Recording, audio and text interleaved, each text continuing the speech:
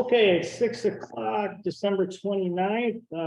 Get this meeting going. We're gonna establish a quorum here. We have myself, Kathy, John, Mark, Will, and Mac are all present. Johanna is not available to be here tonight. She may be on Zoom, I'm not sure. If we catch up with her later, that would be great. Approval of prior minutes. Did everyone get a chance to go through the prior minutes? I believe there were three of them. Yes. Okay. Can I get a second? I'll make a motion to approve the 3 prior minutes. Seconded. Thank you, Mac. All those in favor? Aye. Aye. Aye. Any opposed? Okay, those are approved. Officer reports. Only one thing I wanted to just discuss here, Mark and I have been talking about this a lot, is Facebook. Facebook has gotten crazy out of hand, our personal page here, which is ran by the board and in control of the board, and it is past several weeks, it has not been in control of the board. We have very bad comments being made. Mark and I are on it daily, trying to remove things that are bad or get ahead of people trying to ask legitimate questions, but it's getting drowned out. There's nothing but misinformation. We have residents on there asking other residents for very specific board related questions, or how do I pay this, or this late fee for that? And they're asking other residents, and other residents are responding incorrectly. Then we have to go back and repeat. We're getting direct slander. They're just going out on the page, directly slandering us, and then wondering why their post was removed, absolutely clueless to that. And that's what we're doing. Mark and I are just policing all these comments daily and trying to get through good knowledge to people actually requesting, looking for good information. And we have residents attacking residents now. So resident will have a specific input, another resident, they'll just be under attack now because it doesn't fit the agenda of the pack. So what I want to do going forward, effective immediately, is I want to turn off automatic posting on our page. Basically, we'll still be able to post, we'll still be able to comment on anything we put out there, but it has to be approved by one of the admins. So this way, we're going to put a stop. It will postpone the keyboard warriors from going out there to plug in a negative statement and getting views on it and attracting an argument on Facebook, because it just won't pass. It won't get through and it won't get posted. And it'll give us clarity for those that actually want to inform us about something, give an informative opinion, ask a question and learn something that we can actually respond to. So my question to the board, is anyone opposed to us doing that? I can make a statement if you like. I'm opposed to you monitoring it all. I mean, basically, why should we allow commenting? It's an information site. I thought about that as well. But a couple things came to mind. Baby steps, right? Making a change because noticing a problem. Otherwise, we could just turn the whole thing off, which that's not what it's built for. It's built for informative information. It's built for wanting to hear commentary, feedback, but not in a horrible slanderous light, not in a way where it's building and piling up hundreds. We of have a posts. vehicle for that, and the vehicle is through the Appfolio. We do. And we also have, We do. one of the things that's bad about the Facebook page is all of our information, even for estoppel and new sales and so forth, is not available to the public. Sure. We need to have a regular website with a blog that can be posted one directionally. This is crazy what's going on right now. I agree 100%. Website in the works for sure. I agree. But I think this is the next logical step. As a point of reference, Encore's Facebook page is set up the exact same way. So they have, if you look at their page, they have great posting information that you can get to, and you're not blocked by it. Scrolling through all this commentary, they do approve posts and commentary. Someone, I'm not sure who it is on your end, but they do go through it and approve it. Yeah, but just all have a more civilized segment of people in Encore. I will say that. I personally enjoy the ability for residents to reach out and ask legitimate questions. Say, hey, Mark, can you help me with this? Sure, no problem. Additionally, if it's something simple that someone on the board can solve, we can say, hey, here's how you do it. It takes one more tasker off of Patty and Jennifer, who, if you look at their desks right now, are stacked this high with requests and checks and things like that. So if we can help, I'm all about helping. I love helping. So that's why I like to keep it open and people to be able to continue to post. My only reservation is it's a filter. Mhm. And so it could be used positively or negatively on a filter. So, Correct. but I, Others Here's But kind I of the understand kind the of statement concern. that will get filtered out of things like, calling the treasurer corrupt or personal attacks against the board, personal attacks. Right. Just Someone Libelous wrote attacks quote should be and things like addressed by that. our attorney, by the way. Do what? Libelous attacks should be addressed with our Well, attorney. Yes. I understand. Yeah, I'm Yeah, just raising it as, I hear you. I Yes. raise it as a concern, that's all. I'm not saying I'm against it. There's a comment line. It says use it or don't. Monitoring the Facebook account like you are suggests a very big brother. You are degrading the citizens of the neighborhood with your comments. No, really not. I couldn't disagree even more. We could just shut the whole thing down. It's not a requirement for us to hold it all. So it is actually a benefit for the neighborhood, no matter how it's put out there. There's another Fish Off West page that if you want to do rants and raves, by all means, go on that page. It's not controlled by the HOA. Correct. And you can say anything you want. Conversely, the Fish Hawk overall page. That's a much, I think it's like 14,000 people on there. Before you post on that page, it has to be approved by the moderators. And no one's crying foul about that. So I guess at the end of the day, this is a step to tame it and bring it back to what it was actually designed for. Which is positive input and knowledgeable enforced content. Yeah, obviously, what I'm saying is this is a step. If this step doesn't work, then yeah, we're just gonna kibosh the whole thing. We'll eventually have a website with a blog. I'll do that. Anyway, I'm not sure it really needs a motion when it carried, but if no one really sees a reason not to do that. then we'll put Is that this there. for the HOA page or both homeowners and HOA page? And again, this information, we don't own another page, Daniel Rock does. You would have to ask him on that. The FH overall page is admin by private citizens, not the HOA board. HOA board is our private citizens. Right. Just Which is just to go to the level of confusion. People are like, how are we monitoring? It's strange that I see all the admins are board members. Well, it's the board's page. We're all admins on it. So it's just very bad information on that page, spreading like wild. Anyway. Okay, and we'll start with that. Community managers report. Ready? Everybody got a copy of mine? I did. I got it right. Should I read it out loud? Yes, please. One of the times it's gonna say no. No, again, it's not because we didn't read it, it's because they don't get it. I know. Matt So, doesn't read it. Be sure to talk loud enough for the owl. Yes. Yeah. It's good practice. There's been a tremendous amount of response regarding the special assessment payments from the community. Most homeowners are understanding of the situation. The process of explaining the increases has been coming a bit time consuming for Jen and I. But once the homeowners understand the real reason for the increases and not the information that was up on Facebook, I didn't know you were going to talk about Facebook, Alan. And shared the information. Once we shared the information, it seemed to have a calming effect on most people after they understood why. I received a call from a homeowner in the area of 6,000 block of Caldera Ridge, asking why her property was assessed an extra fee for the retaining wall, and found out that it's actually a walking path that is a limit common area. So I'm gonna go out there and Kathy's gonna come with me. Sure, I'll stand up so. It's really, that's all we need. I could read it. for you if you want me to. I would love to. He's looking for a speaking part. Chilling in a sky. I don't have a speaking role in the script. I'm so trying to find your this is my contract. audition. Nothing. You know, no. There has been a tremendous response regarding the special assessment payments to community. Most homeowners are understanding the situation. The process of explaining the increases to the community has been time consuming, although once homeowners understand that the reason for the increases and not the misinformation that was up on Facebook have been shared with them, the neighborhood seems to be calming.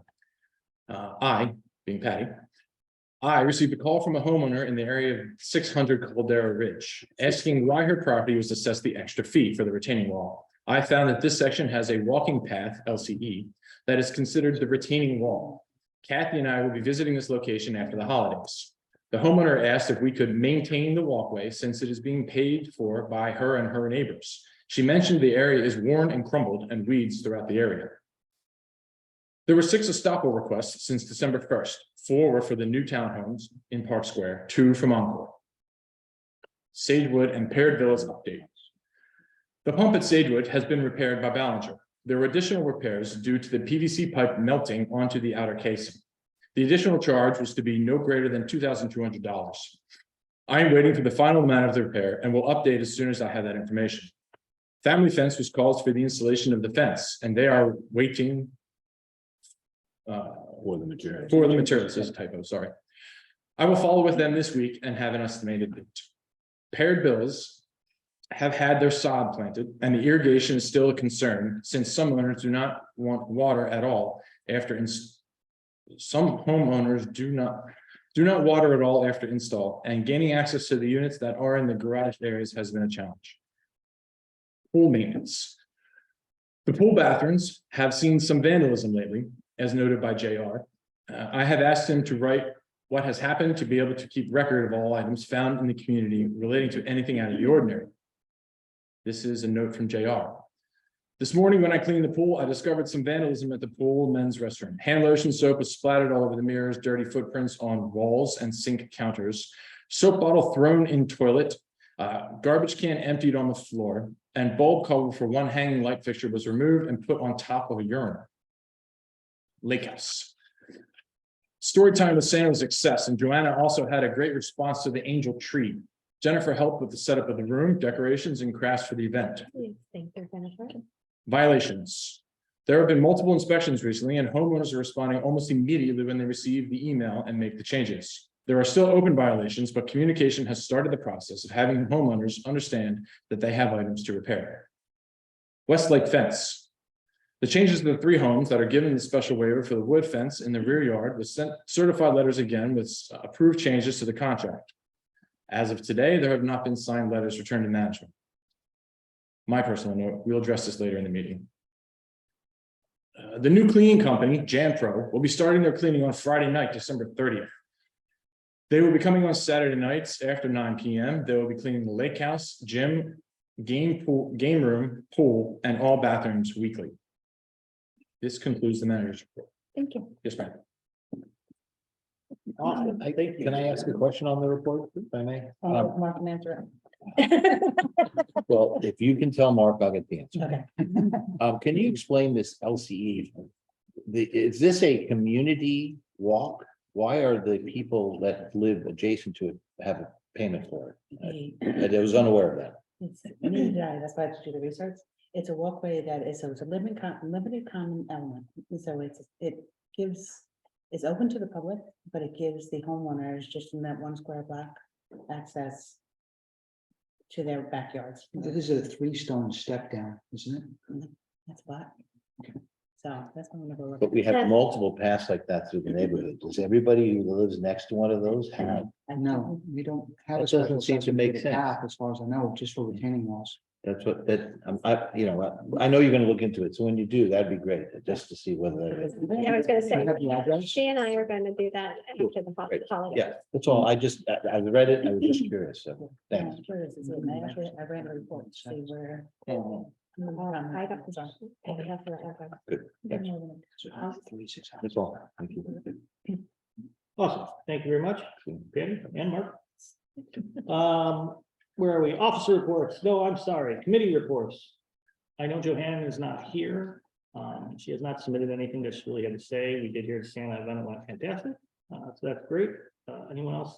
Committees? What is, well, me, did we break even? Did we make We money? broke even. I think we made something. I don't know. Went backwards $42. We went back. Close enough, Are we there?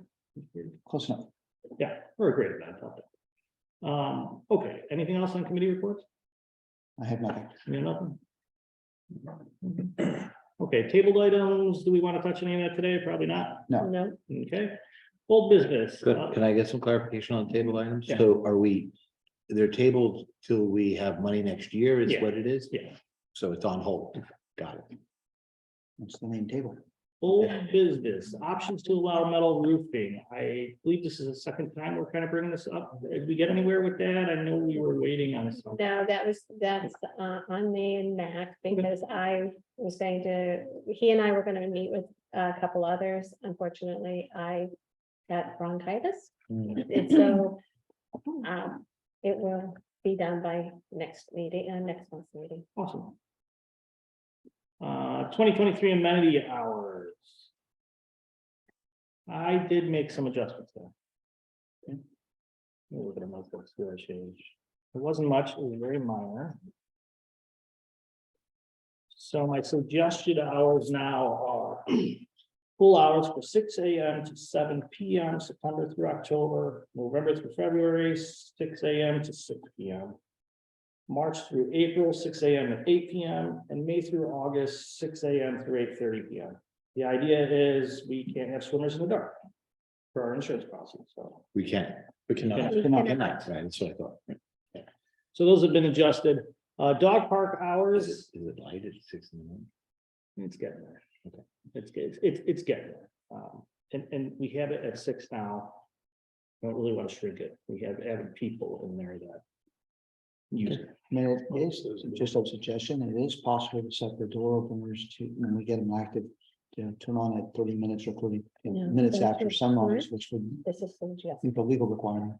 I did not see that anywhere in there. I'm looking for a unified does not have a sunrise and sunset that I could find. Otherwise, I would want to make it. But if it is, we'll use it. Okay. You know, It's a conditional, that's what kind of conditional. Yeah. If I can find it, then that's my suggestion. Okay, well, we can change it when we find it. I'm okay. Right, Yeah, no, that's perfect. good. Dog park hours, again, I did a 6 AM to 10 PM. I don't think there's any real restrictions on there. Patty, myself and Jennifer were talking, why is it closed at all? Because it's a big open space. Yeah, I just don't think it needs to be used past 10 PM. Well, also, we don't want people from all the areas and dog park. and stuff. Well, keep up, right? So technically, unless they're jumping the fence, they can't get in and out. No, reasonable, it's pretty late. Is the key fob working right Yeah. now on there? Okay, because I know that there's people out there. It works. I have to look at what time I have it set for. It auto locks at nights at 6 or 7, something like whatever the hours are in the sign now. So if there's people there at 9 o'clock, then they jump the fence or? Could be. I haven't seen. Yeah, that's all it's a question. Okay, There's a question about the previous comment, so whenever you want me to ask that one. Pertaining to hours? No, before the hours, but it came in after you started What's it pertain to? the roof, the metal roof. Sure. Why would we not allow metal roofs? Well, I think the idea is to allow metal roofs. We're trying to set a standard, manufacturer type, color choices. That's all. Yeah, I don't think we're trying to not allow them. We're trying to allow them in the proper. I think the consensus is to move forward with. doing it, right? Um, but right now, according to the ARC guidelines, metal roofs are not allowed. Even though they exist in the neighborhood. Yes. Unfortunately, I'm saying. So, but we're doing research so that we can have a coherent approach to them and an approved approach that would then be written up through the ARC, so they would be approved in the ARC. So that's the formal process we're doing. Correct. Lake House, I have Monday through Thursday, 8 to 8. And Friday through Sunday rentals only. Kind of specific. We don't want prompt 2 birthday parties on the weekend. That's all our revenue. But Fridays it is open during the day. Well, during the day, but rentals at night, we have Friday night rental. Question. Hmm? This 8 PM, does this include the exterior of the lake house, like the patio, or people allowed to sit out there at night? I was thinking just interior. Okay. Yeah, it's kind of all open for discussion, so I keep pushing this because we keep coming up with more things. You're right, there probably should be something exterior out here. I don't know what. Well, it's really hard to enforce that unless we decide to put a fence around here as part of the security improvements. That would be another possibility. Right. And again, I think it's 2-step, right? Whether you can enforce something or not, whether it's legally stated or not is another. So if we say, hey, this place is closed at midnight, and it says it on its visible sign, it's. We can't force it, we can't force it. Right now, there is nothing, it's 24/7 exterior. I mean, do you want to amend it and say, no, you the public areas around the lake house are closed at a certain time, but that's how you have access to the The gym. gym. Yeah. It's sort of an access to the lake too, so I'm kind of okay with the exterior the way it Me is. too. I'm just asking, I just asked the question. okay, good. Game room I did Sunday through Thursday, 9 AM to 8 PM. Friday and Saturday, 9 AM to 10 PM. Any thoughts on that? Someone said, I still think the gym should be open 24/7. The gym is open. 24/7. Gym is- It is. So, yeah, it is open 24/7. That was my point. If you make it illegal or closed, you wouldn't be able to get to the gym. The game room hours, is that, I know we have some residents that like to come over here and shoot pool on the weekends and things like that. Is that early enough? I don't know. I don't know how early they get here. The only ones that I have currently are come during the week. Okay. And so I don't have any right now into the, Okay. I don't know. Are we currently not checking out the full queues and so forth, or are they just in the room ready for everyone to use? they're in the room. So how do we do that after hours? What do you mean? If they wanted to play pool, They bring it around. Okay. Yeah, there's a whole group of guys from the Encore. that no, come I over. mean, if you play regularly, you usually have your own kid, but I was just thinking about people who wanted to. Oh, well, so there was there's long ago. I was thinking we need to build a cannon in there with the key fob, and that's how you get the equipment. Now, after looking at what the stuff costs and, and having cameras on it when we do. We'll keep cues and stuff in there. They're not very expensive, but if something horribly damaging goes on, we have no video. Well, we already installed the 4-6 out there. That's right. In the game. Yeah. Okay, that's It's good. not like everything's out there, just enough to. Yeah, understood. play That- games. that's- someone that's again a said- question. I've actually never been in the room, so I don't know. Most of it's back there. Most of Then, okay, then will the game room be 24/7 once the system is in place? No, that's what we're discussing here. The idea was it would be from Sunday through Thursday, 9 to 8 PM, and Friday through Saturday, 9 AM to 10 PM. That's just my proposal. I don't know if 10 PM is too late, too early, 8 PM is too late, too early. I don't know. And again, when I do finally find signs for this sort of thing, I'll be able to interchange the times on the sign physically themselves, so that we can just change this policy on the fly as we need fit. 10 o'clock, it seems to be too late and we're having rowdiness issues, then we'll just change it. It's nothing, again, it's nothing we need to really vote on today, but I think it's a great starting point. It's better than what we have. And we roll with it. Like you said, if a certain group of residents have an issue with it, we can change it. So is this going to be, I mean, do we need to vote on it or, I'm just curious. we do at some point. I was going to vote on it tonight, but Sean really has me curious on the sunset dusk till dawn options that I could not find on the timers, because if they're there, then this will change to just say. So it's, what's Yeah, most of the sunset pool? and Most of the pool, right? most of, Yeah, the actually pool. really is Pool. just the pool for Right. that. Do you just want to approve this? Yeah. Approve everything else That's- but that's pool amendment, and then do Tommy. that, so It's not a problem. I'm sorry. Sorry. I said, you want to approve everything else except the pool. Or just approve everything and just amend the pool when it When we if it get changes the later. sunset thing done, yeah. Okay, I think that's a good idea, John. okay. I think so too. Yeah, it's an easy change. All right, so if nobody has any other questions on this, I will make a motion to approve the new hours starting in 2023. Second. All those in favor? Aye. Any opposed? Perfect, motion carried. Now, one question I have is the game room will be once the key fobs go into effect, correct? Yes, Okay, so this will be once the key fobs are in effect. in I'm planning for 2023, but none of this is actually gonna go on effect until we get the full P5 up and running. Which, January. Which is the big project. Well, the pool portion of it. It's a long weekend. It's a long weekend. Do we want volunteers from the community to help? We do. Absolutely. Speaking of that, Might be a good thing to mention. I haven't ordered that cable yet. Do you want me to order it now before the year? You want me Doesn't to- matter really. I mean, 614 people have paid their assessment. I mean, whatever we do, we're spending it backwards anyway, just over it. I don't know. Yeah, we will. I was gonna do a post about it. Yeah, but maybe you We wanna took a weekend explain- in January. Yeah. We need help digging at the pool, for those of you that may not know. We need to run new Cat 6 to all the gates at the pool.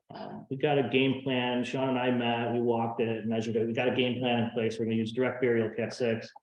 But we do need help digging. There's some landscape we need to get through. We gotta get through under a couple sidewalks. Sean has a water jet tool we could use. It's just manual labor, and yeah, we could probably get it all done in one weekend. couple months. An 8-inch trench, we're not going down 2 feet or something strange, it's an 8-inch trench, someone can use a shovel would be helpful. Tommy? Anything, Mike, Tommy? We are out here. Okay. It will be And- great then. And let's just, let me clarify, if I get it wrong, correct me, but this will save a $30,000. large $30,000. $30,000 Yeah. if we do this. So the other option is to spend $30,000 and do Sure. it, but we don't want to do that. Yeah, I got. Thank you for that. I'll look at it and said, no. Right. No, I just want to No, emphasize. we if need the to- Community helps and that would reduce the expense. Exactly. There you go. So yes, I'll pick a week in January with Sean and we'll blast it out there and hopefully we get some up. Ground might be frozen. That's all. No. Real problem. And through works. All right, Westlake fence update. So I think we just uncovered where we are. Mark, you wanna spearhead this? Long and short of it, there was a paragraph that was not changed in the letter that was sent out to them to reflect what was discussed at the last meeting. So I fixed that, I sent it out to everybody to review, and that's it. We send them the proper one now, they can sign it, and we can be done with this whole thing. We're gonna have them come here and sign, all sign the same one. That's the question. Should we send this letter again? Or should we just say it's here at the lake house, we need it signed in a week? I go with the second one. I disagree. They've had an opportunity to ask for it to change prior to the deadline, which was yesterday, and they did not do so. So. Where was the deadline? What deadline was yesterday? I have the letter. I don't see a deadline on it. We're gonna use, what's it, Robert's Rules of Order I here? think that was Bill. I'm sorry, Bill, we have this open That- discussion. That was. All the board members say your opinion on this, and then we'll take a vote. And that's it. They should. Unfortunately. So also in the letter, there was deadlines for November, for them to complete things by November. Correct. Which, Yeah. by the time the letter was delivered, those deadlines obviously couldn't have been met. But they were aware of those So- deadlines. The letter wasn't signed and agreed to. So, and there was factual, like what we discussed in the meeting versus what was in the letter sent to them to sign did not match. I agree with what Mark's saying, but I will say this, I agree with Kathy 100% as well, because Mhm. you gotta put yourself in the shoes of, you're the holder of the fence, right? You know, you need to get this done. This is priority A for you. You've had ample opportunities that you could have, they could have redacted statements in there, wrote over it, initial it, signed it. We could have had it weeks ago. This is not a priority of this. That is a guarantee. All 341 have made that very clear to me personally. Which is why I side with Kathy on this. But I also understand if we, like I said in my email, we legitimately sent them the wrong version. Then where do we stand and how does the rest of the board feel about this? Will, what do you want to do? Can we bring up what was changed in the letter? Yeah. That would be helpful, yeah. Yeah, the things. You know, there it is. Okay. Everything on here, first page was fine. So on the second page, there were some dates on or before November 18th, on or before November 10th. Those two dates couldn't have been accomplished by the time the letter was delivered to them. On or before January 25th, could, that was the painted black. And then the, let's see, 1, 2, 3, 4, 5th bullet down, it mentions repairs to the fence. We discussed at the last meeting that repairs that were maintaining the original design and nature of the fence could be made by the homeowners without submission to the ARC. That cut did not make it into the final draft. So what was sent to the homeowners was the owners agree that any repairs to the rear fence on their properties is subject to submission and approval by the ARC and may be denied. That's because Period. that's in the ARC guidelines. We do not have the authorization to change that. We don't. No, so It's harder. So you're telling me that if your screening around your pool rips, you have to submit to the ARC to get it fixed? Correct. I don't think that's true, Kevin. And in fact, we looked at the ARC and it even talks about like maintenance. If you're doing common maintenance on things, we can pull it up. We had this discussion last time. We pulled it up. We pulled up the ARC. And it says that if something is broken and you're going to fix it, you don't like painting your house, for example. If you're going to paint your house and you're going to paint it the same color, you don't have to submit an art request. You just paint your house. Roof shingles after the hurricane. Correct. So it's kind of the same way with this fence. But it doesn't specifically state in the ARC about fences. So Because the ARC does not allow wooden fences. right, so hence we're making a waiver and you have to make special conditions in a waiver. And the waiver is supposed to have been signed in 30 days after we gave that concession. That did not happen. So we're done with this. Okay, it's clear I'm not going to change my mind. So we know where Kathy stands. My position is to correct the letter and make it state in accordance with what we discussed at the last meeting, what we agreed to, send them the letter again. And that's it. That's the final copy. That is correct and accurate. And everybody signs it. And we move forward. One thing The I- due dates that we skip through, are they gonna be So I redid all the due dates to make them all January 25th. Okay. And then I fixed the paragraph about needing submission and approval. Can I make a statement about this a little bit? I understand the due dates not being met, but the due dates were discussed and openly recorded in a meeting when they knew the due dates. Wasn't something that was not known to them. I'll get the other paragraph being wrong. I'll get that wrong. Okay, but To me, that's the most important part. The due dates, yeah, okay. But It'll carry over from the first. so I'm going with Tommy on this it's really, I mean, if office was a priority, I mean, you do everything you do due diligence to say, hey, by the way, before this due date, this paragraph is still wrong. Can we correct that before we sign? That makes sense to me. But saying I'm not gonna do anything until you guys correct this is just blatantly saying I'm not gonna do anything. We're already up against something on that. So more importantly, I always tell you guys that when I hear from at least 3 homeowners about one issue, I report it to the board. If I get it from 2, I don't say a word to anybody. I don't really care. But when I've gotten, literally since Christmas, I've had 6 Westlake homeowners complain about that fence. Most people don't want the fence. And That's not a true statement. You can't just generally say that. That's not a true statement. And stop speaking for. I have to agree, so. there will be, No, wait. we'll open it up for Everybody comment. gets moved. And we definitely want to hear what the members have to say. But we're trying to stick to Robert's rules of engagement order. Yeah, I think it's engagement. So we know where I stand, we know where Kathy stands. Any other board members have any comments about this? Well, I have a question, and I absolutely understand the point with the letter. But why, if they knew they would have a deadline of this date, whatever date it was, I don't have it in my head, why extend it 30 more days? They should already be ready to do what we need to do. Why can't it be 7 days or 10 or 14 days? That would show that they were prepared and ready to do what they needed to do. Why is it restart the line? I mean, that's my point. What I heard Mark say is the last date, the date that everything's supposed to be completed, has not moved. That's right. It's still the same thing. It just compresses everything But down to. the date the letter days. needed to be signed, didn't they have a date to sign the letter? Why push that out? They should be able to sign the letter within I 7 think we days. had, or something. I think we should take part responsibility for not getting the right documentation. Correct, but they live in the neighborhood there. If there's a reason they can't make 7 days or 10 days, then So being, I think- I can. I'm sorry, I think he's misunderstanding me for a second here. I'm not opposed to giving them a week to sign it. I think a week but is the fine. If the we give deadline to them, get the repairs done is now still the 25th of January. 25th is the deadline for this. Yeah, I got that. process, right? But let's get this signed then next week. That's my point. You know, that there's no reason why they can't be able to sign the letter. Unless they come up in the time, not now, at later on when it's public comments, they can communicate some other way to us to say, well, there's a reason why they couldn't sign it that way. You know, someone's. Why does it need a week? Why can't it be tomorrow? They may not be here tomorrow. Maybe they have a doctor's appointment tomorrow. Maybe they have a sick kid. This is very important to them. Because If it's very important to them, they should do it tomorrow. I agree 100%, but that's stretching because, you know. Yeah, you gotta be reasonable with people. If you're gonna extend something, give it a decent extension. If you're not, well,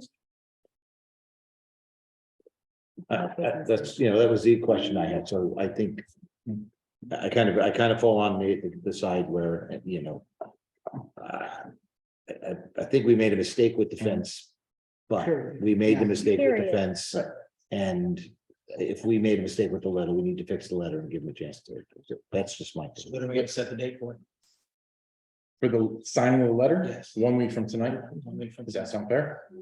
I think so. So we'll hear The from. only reason I say I think it'd be fair on that part is because it is the holiday. And it is the fourth, it is the New Year's weekend. People might not be here. I know what you're gonna say. No, that's not, I think nobody's gonna come in on the week, office isn't open on the weekend. anyways. Yes. It's not open tomorrow.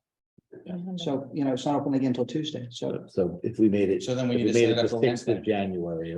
So Wednesday's the 10 days. deadline at 5 o'clock when the office closes, that they all three have to be signed. Or the That's 6th of basically January. two, that's Yes. basically 2 days, I'll be honest with you. because I the mean- holiday is Monday. Today's Thursday, next Friday. That's fair. Yeah, the 6th was the Friday. 6 of 1700. I just don't feel like they're being serious about it. I just think they're just running it and running and running and running and running. Because every time they speak, it's, Thank oh, you. we need more time. We need. Let's not That's- assume what other people are thinking. Right. It's just. It just seems that way. We'll say on what he feels. I do. Yeah, it just seems that way. I mean, I'm sorry, but when you listen to them talk, they're not serious about it. They just believe they can just, I'm gonna put a fence up, I'm gonna do what I wanna do, and you're gonna accept it. And that's how it felt after we accepted it and gave them the opportunity to have the privacy behind it. They still didn't respect the decision. It was like, I just. We were told, we as a Yes. board were told that side area was going to come down immediately. That No, and is the that's- one issue that I feel strongly He about. said That side fence has nothing to do with their complaint, Changes. and it needs to come down. Right, that's I feel, Well, yeah, and they agree to that, and that's, Um, is that in the record? So next Friday by 5 is what you're saying? that's fine for this. That's what I would Now, propose. let's talk about something larger than this. We still have a house up that has a fence retaining. Are we offering that last unit the same deal? I'm sorry, what was? You have a unit in Westlake that still has this fence. Kevin's,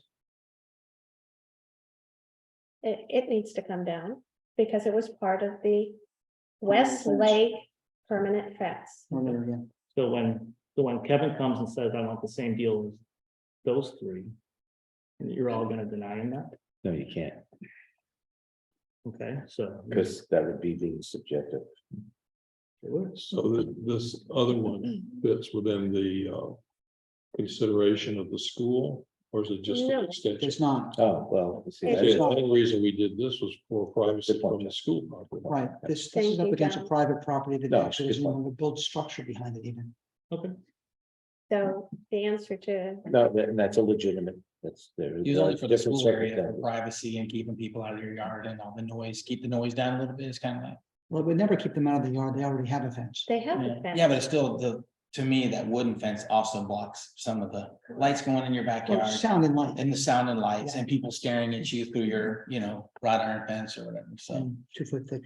Well, that was the argument, so, but But given that's that. not any different than you go walk around the neighborhood and people have fences. But you have a around. business, I consider that a business behind someone's house. I mean, I know they had a choice not to move there, but I just want to make sure that we understand what we're doing, right? So if I understand this correctly, Kevin's fence must come down. These three are allowed to remain because they back up to a school. yes. I just want to make sure that when this comes up, so well, you don't have school. We all lean up. That's how it's I understood. don't want to conflate two seemingly related but separate issues. I think we should address these three houses first and their letter, and whether we're gonna send another letter or not, a corrected letter. And then that's one issue, and then we handle the rest of the fence issues. That's a totally separate issue. Whether the HOA is gonna build a fence for That's everybody. the problem, Mark. It's not, it's the same fence, and it's not even a privacy fence owned by homeowners. Mhm. It is an asset of Westlake. That's the problem. That's why this is such a disastrous mess. That's true. It is technically the fence is owned by It was Westlake. never their fence to begin with. Exactly. And Westlake as a community voted to take the fence down. However, in And then defense, of the homeowners, it was presented to them as the common area fence only to let the others stand, which we did. It became a problem when one new homeowner decided to put a fence in that was never there in the first place. That's when it became a That problem. was, that fence was never there. So And- we're actually grandfathering a person to put a fence in against the rules, against even prior builders, setting it up. All grandfather. common sense, completely fair. I hear what you're saying, but this is kind of one of those things, what's done is done, and there's no takesies backsies. This board voted, I beg to differ on that, but yeah. The differ also. and this board voted and allowed those three houses to have a fence and said, we will move forward with an agreement. But we can vote to change that. Not if the agreement is correct. Once we agree to do this, barring anything else happening out of the ordinary, we're stuck with it until, at least until one of them sells, at Well, which point it comes down, all of them come down. but the only thing we voted on as a board It doesn't. was to allow them to paint the fence black. That was the motion. Mhm. That was it. None of this other stuff about maintenance and what, that was discussed, but it was never a motion. That's, I don't know for the minutes, but I'm pretty sure that's accurate. I don't my motion. being made. I was absent for the board meeting where it was voted in, so I'm not sure. It's accurate. It was a very poor motion. So I make a motion that we call a question on the letter. Second, Okay, I don't understand the motion. Don't. Well, as I understand it, the motion is to, I mean, maybe we didn't make the motion, maybe my motion is that we go ahead and approve the letter as amended with proviso that all three people have it signed by next Friday. And that the 25th is the 25th deadline is met. That's right. And if that's the case, then it gets done. and the side fence must come down.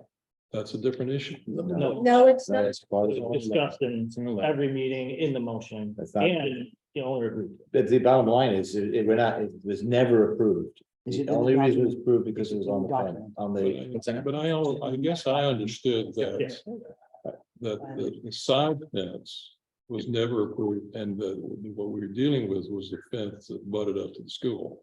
Right, Actually, the the first side home- fence has to come down. In accordance with Yeah. the agreement, it will say on or before January 25th, Scott will remove the corner wooden fence running parallel to Village Center Drive. That is- so- It's in there. And That it's- doesn't even need to be in there The because the it's. corner unit with the fence on the side never had a fence to begin with. Westlake never owned any. There wasn't. Put it up without our approval, but the fence But that in faces this the agreement, village he's center gotta drive take is it down CBD anyway. property. The side, Yeah. but not, Not the back. just so you're aware, none of it was there, ever existed on the property. ever. I do understand that, and I went out with Patty and looked at that specific issue, of both the front, the sides, and the back. part of the whole Okay, thing. got it. And the school was in session. And the replacement fence that was put on by the other end of the house, that was never approved by the ARC. They never submitted an ARC approval. That's right. But, you know, It's there. so at this point, do we want to? Well, I mean, John's. John has the motion. on his motion on the table, yeah. And I'll second it. Because I mean, the question is, and I kind of agree with Mark, if the board made an agreement. Even if it's not a good agreement and there's nothing that's agreed. I'm hesitant to go back and say, well, we made a decision, but we've changed our mind. And we have been Without good advised by reason. council about that too. If you remember, Tom, the conversation we had. We have, Been But, advised council to do exactly he that. said the exact same thing. George said the exact same. but why are we putting the issue of the ARC and the maintenance when that was never a motion? That was just a discussion. Why are we putting that in that, agreeing to put that in that letter? Because that's what we all agreed to when we discussed this letter. Yeah, Kathy, you know where I stand on the whole thing as a whole, but as we piecemeal it apart. I vision things a little bit differently as well, because I don't want to see a ARC request come through to replace a single board on the fence. Just do it and be done with it, because if you didn't, you're getting a violation out of it on the law. Just like the roofs, just like the painting, it is nothing different. Just like this is nothing different than the retaining wall units, but for some reason we're treating it different. Let's not treat it any more different than anyone else. And move on. I Yeah, so John- concur. So we got a motion from John. And I second it. Call a vote. John, can you restate your motion? Well, my motion is simply that we approve the letter as currently stands, after Mark has reviewed it and modified it according to the dates and everything. That it will get signed by next Friday by all three parties At the office. at the office. I'm assuming we're one of those parties in there. And then the 25th deadline, that everything's supposed to be completed will be met. It remains the same. Perfect. We got a second from Matt. Yes. All those in favor? Aye. Any opposed? Opposed. I'm opposed as well. Okay. Motion carries.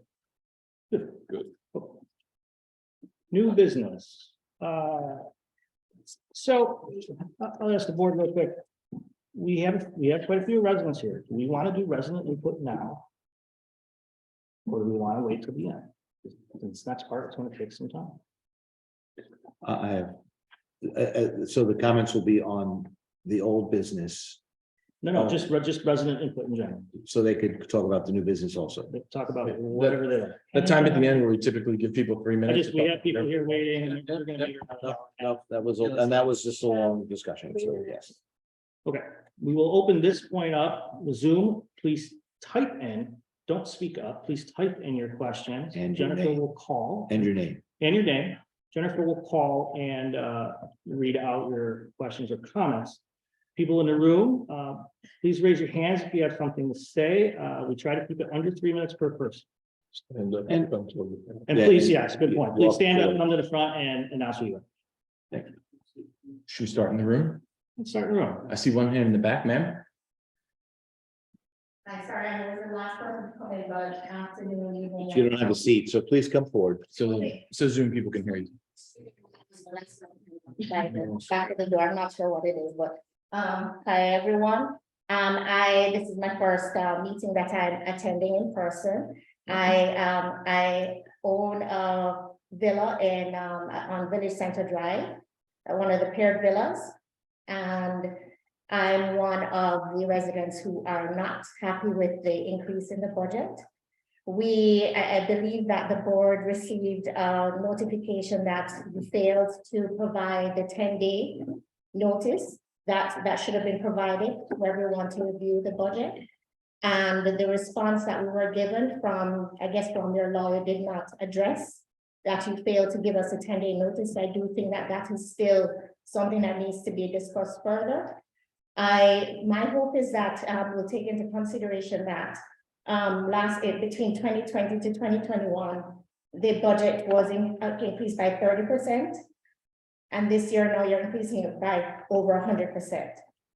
You've got a mixed residents, and you've got to take into consideration people who have fixed income, and also that we're not talking about roofs that are going to be that need to be replaced within a year. So when we talk about fixing the issue that you have with reserves, it's not something that you can or should try to attempt to fix within 1 year. There can be a staggered approach to that. There are some items on the budget that are still want to discuss further, such as replacing everything, all the equipment at once. In the gym, that's something that could also be done on a phased basis, as well as looking at the lawn. So I think there may be others who have similar requests, and we do ask that we take that into consideration going forward. And I have worked on boards before, as I was a member of my condo association back in New York. I also was the accountant, so I do have some experience with that, and I also have experience in risk and controls. I'm a risk and control officer with Citibank for 25 years. So this is not not something that's totally new to me. So hopefully do take that into consideration.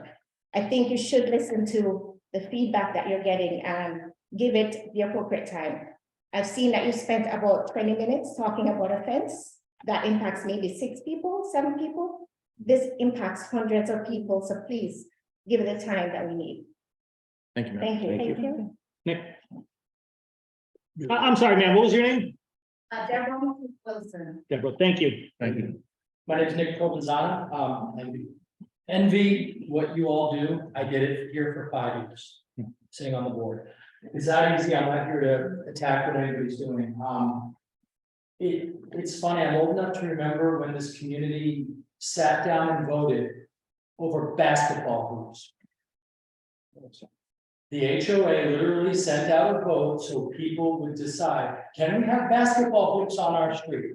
I didn't want that. However, the majority of the people did. That's our setup. When I was on the board, if there was any budget, we had a vote, and if you couldn't make it because our times, we always did it during the day because it was a majority builder control. So they wanted the meetings at like 4 PM, not easy for folks at work. There was a vote. You got the budget a month in advance. You sent in a proxy if you could not be here. If you didn't like it, you could appoint your neighbor who could come and vote. We kept our fees as low as possible for the main operating area. Newland did a disservice to our service areas, and I will say that because they promised and promised and promised, but didn't set the fees accordingly. You were paying $100 a month for lawn care, your roof, your painting in the paired homes. It's not sustainable. So I know our board is doing the tough work with that. However, I wonder if maybe all the numbers are fair and accurate, given the economy, given inflation, and now you're gonna ask people to pay more than double for their HOA fee, more than double for their monthly assessments and et cetera. One of the issues that happened in this neighborhood, CDD, they first said there were gonna be 1,500 homes in Fishhawk West. We're at 1231, 8, 1208. no, 1238. Oh, sorry, 1238, not bad, not bad. So the HOA, the CDD fees when we came here were like $1,500, $1,600. One time they had to smack us around and they raised them up to about $1,850. Now, over the years, they've gone up maybe $50, $60. That happens. We know that contracts are more expensive, et cetera. Now, we don't get to vote on that HOA, I'm sorry, on CDD at all. That's an elected board, that's a county, basically, organization, collecting our money through our taxes, sending it, we don't even worry about it. But here, we can complain to our neighbors. So like, I know I'm seeing vitriol on Facebook, and I think on all sides, it's a hard situation to sit here. I've sat there. I've gotten yelled at by people in Sagewood. My trees look like crap. The one I said, well, I don't know what you're talking about. And we had to work on it. And this board is trying to do that. There was this vacuum, and if I'm going over, I'm sorry, I'll stop. But there was a vacuum in between when the builder handed it off to the residents. We went to Associate. I know this board is working to manage it themselves and to save us money. I would ask, and this time, in the future, I would like to go back to the old way where at least there's a proper vote of the neighborhood if you're gonna raise anything over 10%. I just think that's a reasonable way for people to plan and then have input. Because like anything else, we can pare down, keep the services as they are, maybe cut back a little bit if we don't have the money. But then, and it also takes us getting involved, and it's sad that I'm sure this is the most you've had forever, right? I got to call you. You got it. Thank you. Thanks for your time. Thanks, Nick. I have someone here. Yeah, we can alternate. We still, Let's go but through we the- let's do still the have. first. Dr. Doom, please hold. We'll do the room first because you all may still be typing. Sure. Is this good enough? If you can, and your name, please. My name is Captain Hawk. I'm over in Sagewood. I just had a couple quick questions. Is there a person on the board from each of the respective areas to at least contribute input? For the most part, yes. Okay, is there one from Sagewood?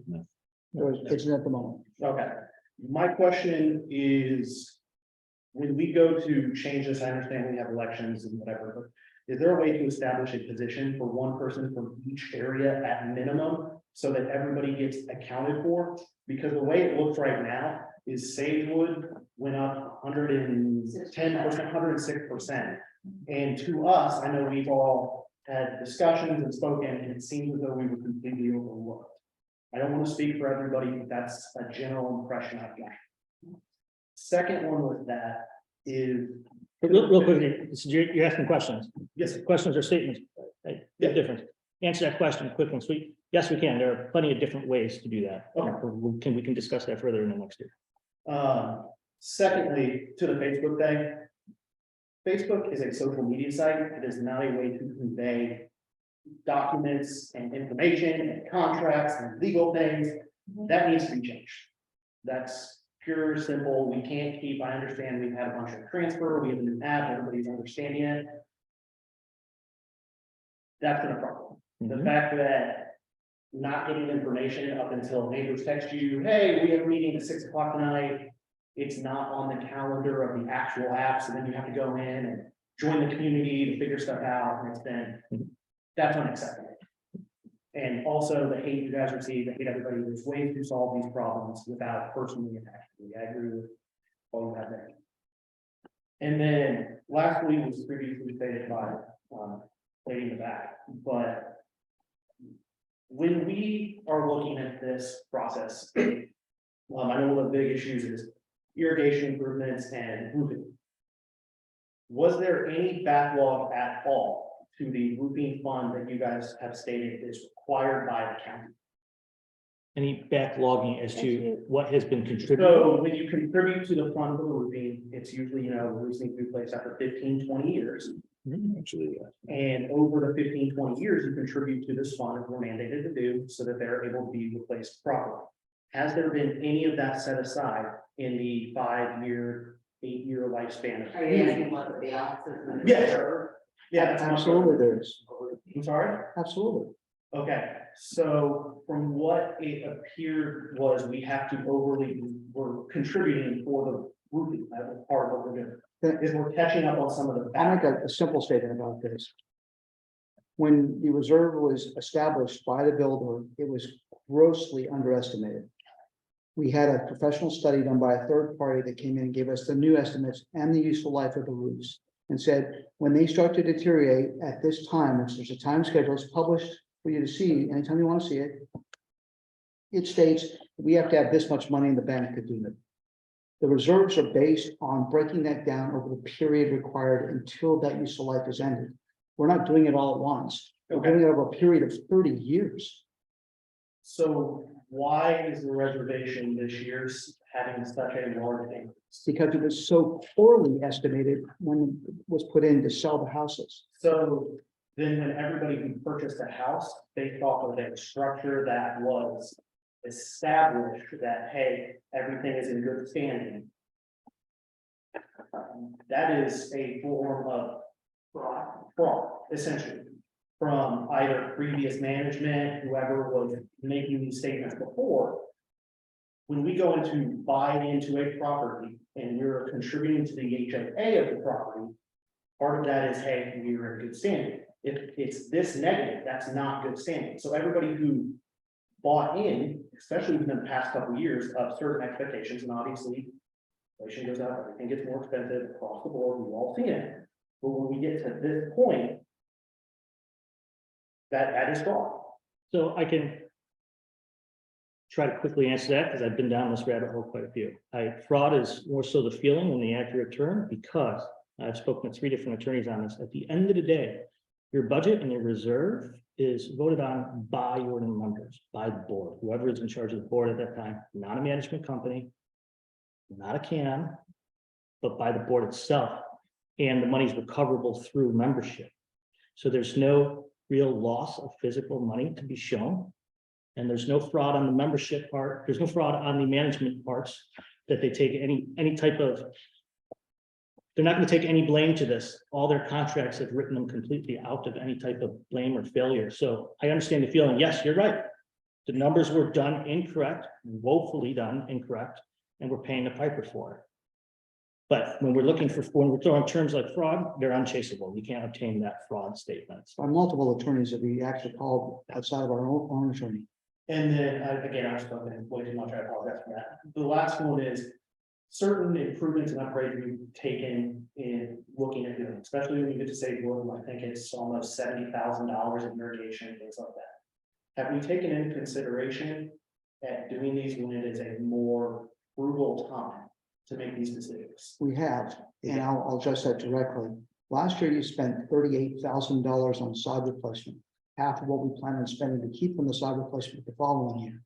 if we continue to go on this path, we're gonna spend another $70,000 before we do the improvement and still have to pay for the improvement. Well, and a lot of that comes to when we choose to make these decisions. We do saw in the middle of the summer when most places won't even accept this. And then we had saw that one comes in and it's dead, it never has a chance to grow. And then we have, you know, this is more different issue. I'm sorry to cut you. I know where you're getting at with it all, but at the end of the day, the question is, did we consider it? We definitely considered We it did. a whole lot. And we still came to this conclusion. Okay. We have homeowners though that don't want to run their sprinkler. Absolutely. For sure. Why I can't understand. those homeowners be responsible for all sides of that? Because charter states that they are not. Well, can we do something to force them to do that? That's why we're doing the timers. That's why we're doing the time. Oh, is that irrigation? Yes. center? Yeah. That they talk about? Yep. To be able to control the timers so they can. And then when you get to those timers though, when you guys have control of our water, here's where the problem happens. The previous management of the irrigation company set mine to water 3 times a day, every day throughout the week. I got it with a $400 to $600 water. Sure. So just to address that lightly, I met with Bert Winfield of last week. He used to be the VP of this board. We had a very good conversation, him and his daughter and someone else about this, just to give a general understanding of this. The idea is not just control, it's a smart system altogether, right? It's a smart system that's going to check the weather every 15 minutes, local weather stations, knows when it's raining. You don't care if the little cork thing is working or not in the rain sensor, because this thing knows better. Okay. So it's not just a control outside your house. It's a centralized management system, not just managed by the landscaper or irrigation professional at the time, but also by people here that can view it, see the reporting live. If there's a leak, if it's overwatering, it immediately closes that zone. The whole idea is to save water and conserve water. So with that, we had water restriction mandates where you Yep. can only water once a week at certain times, and it going to exceed that. It will, I mean, let's put it this way, if you program it to, it sure can, but the idea is no. I'm pretty sure the water restrictions expired this month. No, because they're more years. But It's pretty. they're okay though. Yeah. More heavily when you have this stuff. Yes, you know, hard to produce on, I had to go through. $600 water and all this. But I hope they do. Okay.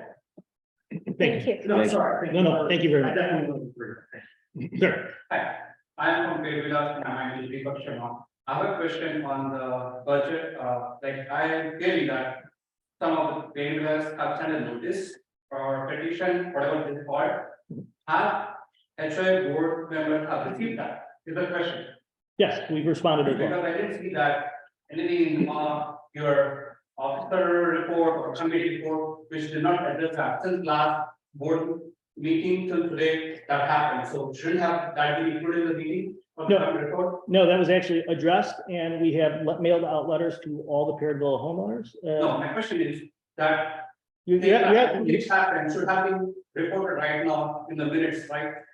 In the last 15-20 days, so that everyone know that this has happened. 69% of paid villas are not happy or disapprove the budget. I'm not sure. You have a request here, right? You're, It's not liquid. It's something little which we send, which is like 69% people who are sending this one, which is like not just 6 or 7,000, 69,000. This is the bigger one. Shouldn't have that been informed in this board meeting as a officer minutes or committee report, something should have been recorded when this meeting started. Why that was not there in the. because I do not agree with you for starters, but I'll address it. 69% is the bigger number. I'll address it anyway. Yeah. It's fine. It's not a big deal. We did respond to that. Letters were mailed out, all square bills with both the board's response as a front cover and the attorney's response as a back. We also got a response back from Ms. DePont. Deviante. Deviante. I think that's how you pronounce it. Today as well. So, Deviante. DiPianta. Deviante, thank you. I'll give you the short on it. I even spoke to the attorney today about it. Let me grab his response back here. Just to clarify, the letter is from all 69 people. It's not just for me. All of Perryville. All the 69 people whose name are attached to the letter.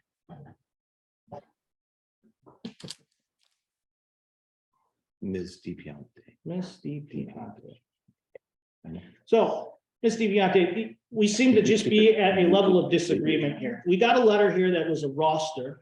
It didn't have any budget changes. It sounds like you want to remove stuff from your charter, which is a different attack and a different beast of an animal altogether, but can most definitely be done. And the petition is just not valid. There are no signatures. This is a roster. I could print out a roster of 1,238 units today and say anything I want. It's not a valid petition. Our attorney says it's not a valid petition. We're just at a disagreement. Board have anything else they need to add to that? No. I personally met and documented when I was signed by him.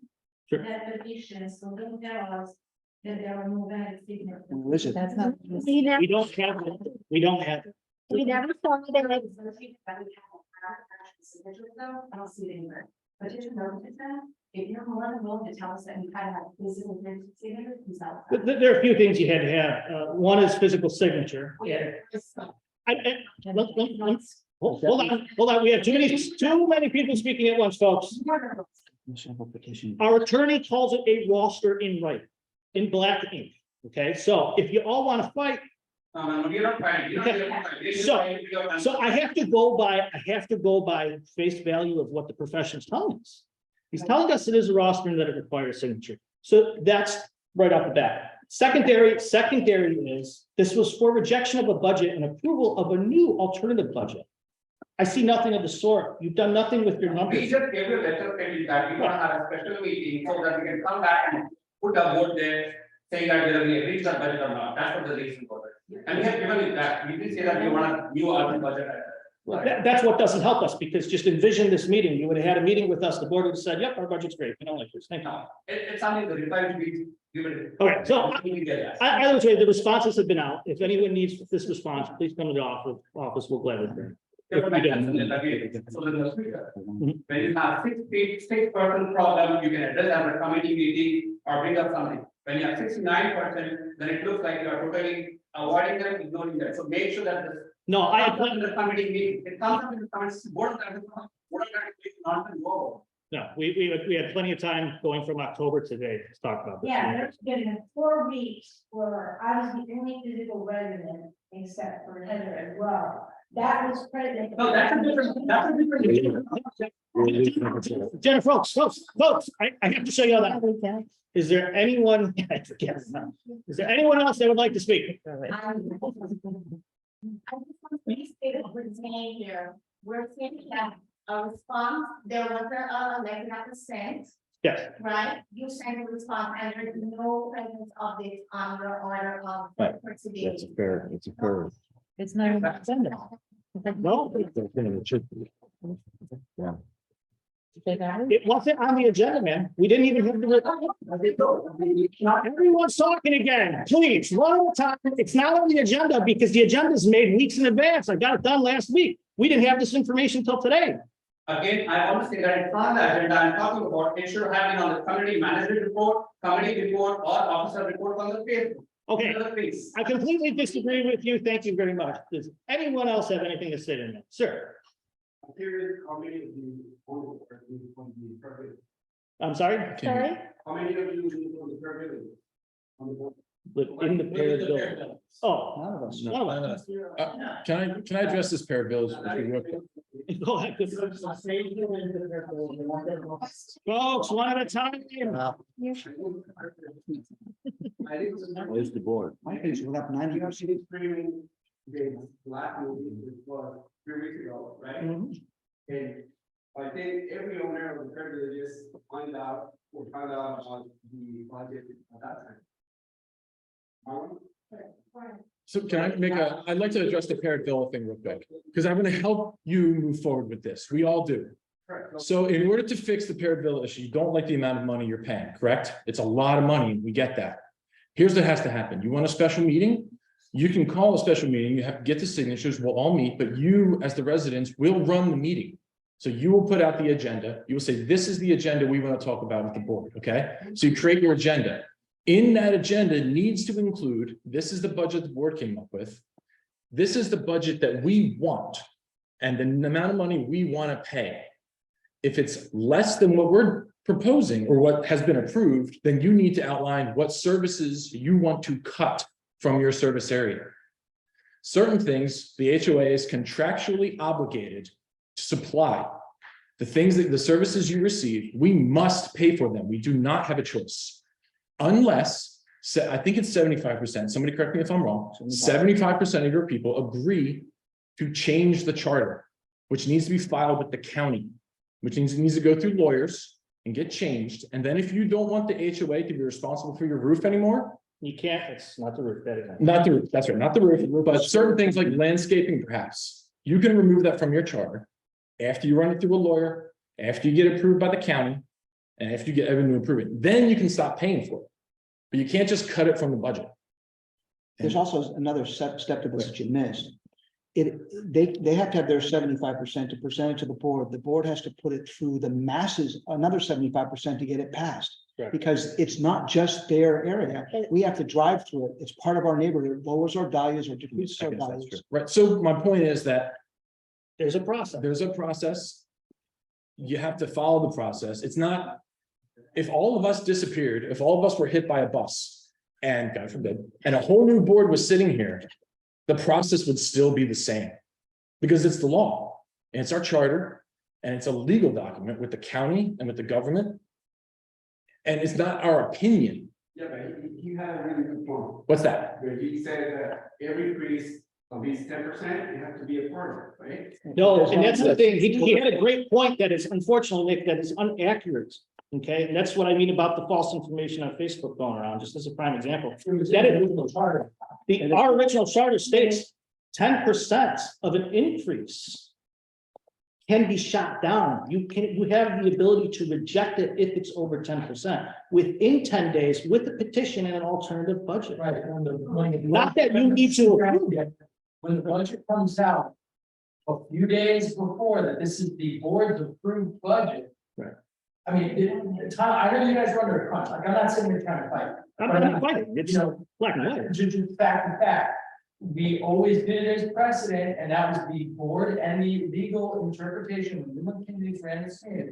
If the budget went up, first of all, they voted every year on it, but secondly, if it went up over 10%, we made sure there was a vote for everybody, because they wanted to make sure that everybody was there, that the annual meeting. I'm glad they were inclusive, but the reality is budgets are not a membership vote. Budgets are a board vote for approval.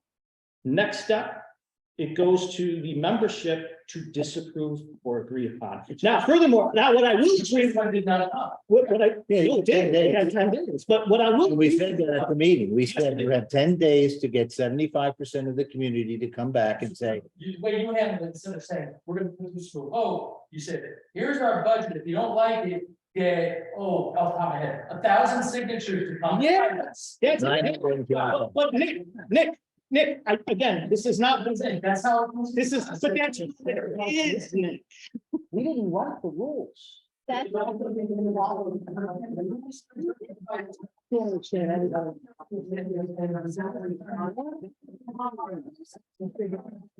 again, we got too many people. If there's anything I do agree with on the budget, for starters, you're fighting ink, don't fight ink.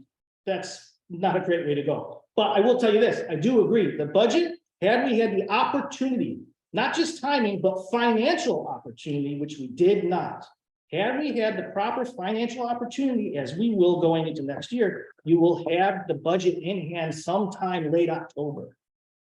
That, now, you will still not be voting on said budget, but joining the budget workshops will be your voice heard while we talk about what numbers are going where.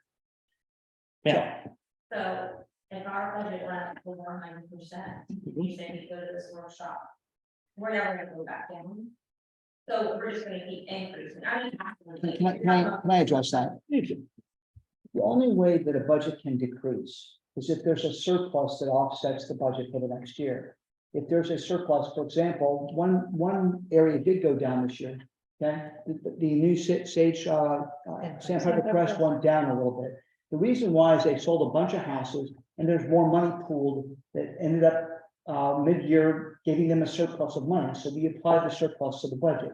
It brings the budget down because of that. So let's say at the end of this year, We've done all of our funding and of our discretionary funds that we have, the only thing we have room to squeak on at this point says, hey, 25% of that's left over, we can carry it forward. It would reduce the budget next year. That's the only way it can go down unless prices drastically drop overnight for inflation rates. And Tom over here, which is our Sunrise Landscaping representative, they raised our rates 8% across the board. Some of our vendors raised them 18% across the board. That's just what we're seeing before we get to the reserve study, which was 50% underfunded on your areas alone.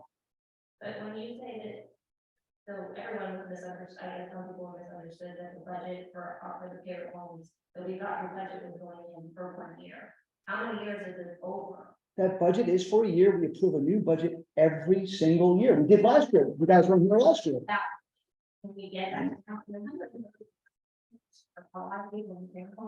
Is a typical dollar. What we did, and if you looked at your budgets you received, it showed what we actually spent against what we actually budgeted last year, with things blown by 150, 200, 300%. Actually, in Sagewood, they went over $35,000 over their budget this year, spending things in their neighborhood. How does it come out if you don't collect it? The real problem here is we have a misunderstanding of, we have an absolute lack of knowledge of what the numbers mean and where they came from. That is the problem. They're not wrong. They are correct. You're asking if they could go down. They most definitely could. No, but the thing is, they most definitely, one of two things happens. You join the budget workshops when they're going on, and you're either going to find out, hey, I want to change that, and maybe we can change it, and maybe it can reduce the cost. Or at the very minimum, you're going to find out, I now know why we can't change it. Can I solicit a comment from Jennifer over here? Jennifer was adversarial to a certain extent when she started coming to the workshops. Where are you at now? What do you think about the budget in whole? Do you think it's totally off base, or do you think you understand why it's where it's at? Oh, I understand more now because, we dissected every section and went over everything step by step. One thing I wanted to mention, maybe they don't understand how the money previously was thrown into one pot and how everybody else was kind of making up for costs here and costs there, so maybe that would actually. This will help with Sagewood. The previous boards and the previous management companies poured all funds for all 5 service areas in one account. Under normal accounting purposes, you can track money that way fine. But it wasn't the tracking that was the problem, is that if somebody shot their budget in foot, Sagewood, the $35,000 had to come out of someplace because we can't collect money that doesn't exist. So they borrowed it from another service area. So that service area doesn't get their services, or their reserves funding, or their roofs funding. It goes away. So that $35,000 comes from someplace. So in this case, it came from the paired villas, because I'm just using it as an example. Actually, probably came from Sagewood because they had a surplus. So we've got places like my neighborhood has been paying in every year. We literally have had absolutely no improvements, just normal maintenance for 4 years. Nothing. No, we haven't gotten mulch. We haven't gotten practically anything done. No pressure cleaning. No, nothing in our neighborhood. But we're paying every single month. You think that's not irritating? So what we did this year, we separated the accounts. They're completely utterly separate. Bank accounts, reserves, all of it. None will touch the other anymore. So when you run out of money, it's a special assessment. Yes. Track how much reserves you have. I'm sorry, I missed part of that statement. When you separated the accounts, so for individual service area, did you start with 0 as a reserve, or did you start with how much in the last 7 years, 6 years that service area has given the reserve? There are several of us that went through a painstaking process of calculating what was owed to each area and extracting it and starting it from that point. The reason we let Associate go is because we gave them those numbers way back in May of last year, and they never separated the accounts until what? June or something of this year? June. So we couldn't keep track of it, and I was constantly keeping saying, we should have this much in this account, this much in this account. And we finally said, can't do it this way, you guys are not keeping track of it, this is what you started with. You started with was exactly what I could calculate for the last 4 years, because I had no more records, because when Associate took over, They didn't have any accounting records. If I may, Sean, just quickly. Everyone who has questions about budgets, I'm gonna call you next, I promise, I am. Everyone who has questions about budgets. You know, get us a petition or a roster, if you will, of people who want to have another budget meeting, to spend 3 hours going through. Let me finish, go through the things that you don't know. We can't educate you here and now, we're going to be here till 11 o'clock, it's not the meeting for it. That's all I'm saying, sir. So, just, I'm not in the pyramid or anything, but just question. A, have you tried with smart sprinklers? Because I have, and it doesn't predict the weather around here really well. I have two that run perfectly. Okay. Mine won't Did it change? do- I don't, I know that didn't work well, I had them and just wasn't sure. Mine works beautifully, it's awesome. Cause just with how the scattered storm pop up and stuff, it didn't pick them up very well. So And what then the they, second- what they, just in a nutshell, what they do is they're not actually picking up weather patterns in the sky. They're going over the internet and taking actual weather patterns and results from our local station. Okay, so it's differently one. It's not guessing, it's taking in data. Okay, that's fine. Thank you, that's one. Sure. And then in the budget, just a quick question. And you can answer it later on, or anything. Can you show me where the $144,000 that we're saving for not having a management company? I think it's about 120, but, I've heard 12,000 a month. Yeah. I can tell you straight up, we were paying to have the employees work for us an extra 30% stipend over their salary just to have them work for us. That's $6,000 a month. Okay. Okay, the other $6,000 came in from incidental expenses. They charged us to handle everything. And I meant if they stuffed an envelope, it cost us 10 cents. We're doing all that ourselves now. That's what the savings is. Well. But you want to say that it's the budget for management company previously, it was like $40,000. That was for the management fee, but if you Yeah. look at the general 5,000 category, that was a catch-all for everything they did. So there's $80,000 in there. Absolutely. We have 26 comments. Yeah. on- Yeah. I was trying to get my financial statements. Mhm. And went to that little file. Mhm. It's called, and the financial statements. Mhm. The last statement that I see there is on. Yeah. That's correct. Is that correct? The reason why is we transitioned in September to a new bookkeeping company and a new app system. Trying to clarify all these accounts and set them up has been difficult at best. We ran into a couple little problems that they're trying to clarify, because when we take the money into AppFolio electronically, it deposits into the bank accounts, the correct bank accounts, mind you, in a lump sum, and they don't know how to allocate it. So I've had several meetings. They're supposed to have that clarified sometime in the first couple of weeks in January, and all three will be published then, I promise. Because even when I looked at August, Sean, there's no expenses shown. So will August be corrected as well for Sagewood? I don't know about anybody else's, but for Sagewood, and I printed it out. so I The can check. financials in August or whatever associate gave us, we didn't do those financials. So there's no data for the expenses. That's exactly. That's the problem. Let me explain that. When we let go of associate, they stopped paying all of our bills. All of them. All those expenses for August aren't there. And there's some for July that are missing. I know. There's some from January that are missing. So we caught up with those in the later months. Yes, and that's part of what the special assessment is about.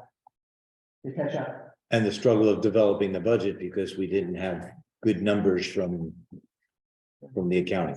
So they're gonna post all those statements, and then are we gonna get those statements monthly in that Go file? Yes. In 2023? Correct. That's the plan. And then the other question I have is nothing to do with any. We need to go into these. In our association documents or in one of the declarations or whatever it is, it has in there an approved listing of plans for Fish Hawk West. Correct. Okay, so is that for all of Fish Hawk West? There's only one Fish Walk West, it's all of us. So if I want to change the plants in front of my house in Sagewood, as long as I pick one of those approved plants, I can do that? Is that correct? You have to pick one of those approved plants, and I still believe you do need to do an ARC Oh, for that. yeah. That's our request. At our approval. So wouldn't, I mean, doesn't that just waste your time? Not at all. That is, well, I don't, we have to move on. I have how many questions here, but not at all. HOAs are built for that. That's the whole idea of the architectural review committee. They're supposed to review, make sure the plants are going in a place where they're gonna be healthy, they have a good chance of thriving, and they're gonna match with the community stuff. And as long as they're in that listing, you'll approve that I mean, it's not a catch-all, right? It's up to an ARC committee of 5 people that actually look at your pictures, see what you want to do, and they'll ultimately approve it. So you could take a plant and say, maybe you want to plant it on your roof or something, okay, it's gonna get denied. So I'm just saying, it's not a catch-all, but yeah, typically, they want to approve things that are going to make your property I look. would say probably 98% are approved out of the three. Hands down, unless it's something a little strange. So we really need to go. Yeah, we need, Exactly, you have to really what you said about the approval and getting the petition or whatever, so you're saying that if we give you this petition, sign for us, that will approve us to have a meeting that. Signatures. If you get us, if real short, there's two separations here, but if you were to get us 60, you got 100 units, 67 units with signatures. So you're asking now with signature. With, no, I said you gave us a roster. We need Signatures to are always with signatures. 10 days. exactly, but I need Pergolas to understand there's a difference now, okay? You could get the 67, you could get the petition now, and we'll have a meeting just like we're having here. Right. The board will most likely not vote to change anything, most likely. You can, like I said, if you're working on items specific in your budget, we would be open for discussion. In order to force the board to make changes, that was within that 10-day period. So yes, we can still have the meeting, provided you get a petition with signatures. It does not mean that we're just gonna open it up, have a whole meeting about everything in your budget and change it all for you. We need to have someone put together a detailed plan, and it may involve a discussion. That's the only separate. Doesn't that 10 days though assume that everything was done in a timely manner? Because part of our problem with all this, if we were in 10 days. Okay, I have to move on, but no, it doesn't. It literally doesn't. The charter says when we approve it, you got 10 days. The charter also said that the budget had to come out. It doesn't. It doesn't. So many people are misreading that. The budget says the board is required Beginning of the year. to be approved. And then you still have 10 days. So if we approved it on December 1st, on December 10th would be your We day. didn't get to see it until 5th or 6th. You wouldn't approve. The day we approve it is the day you see it. Okay, so that's my issue. I understand. Well, I would love in the future to get this out to you earlier.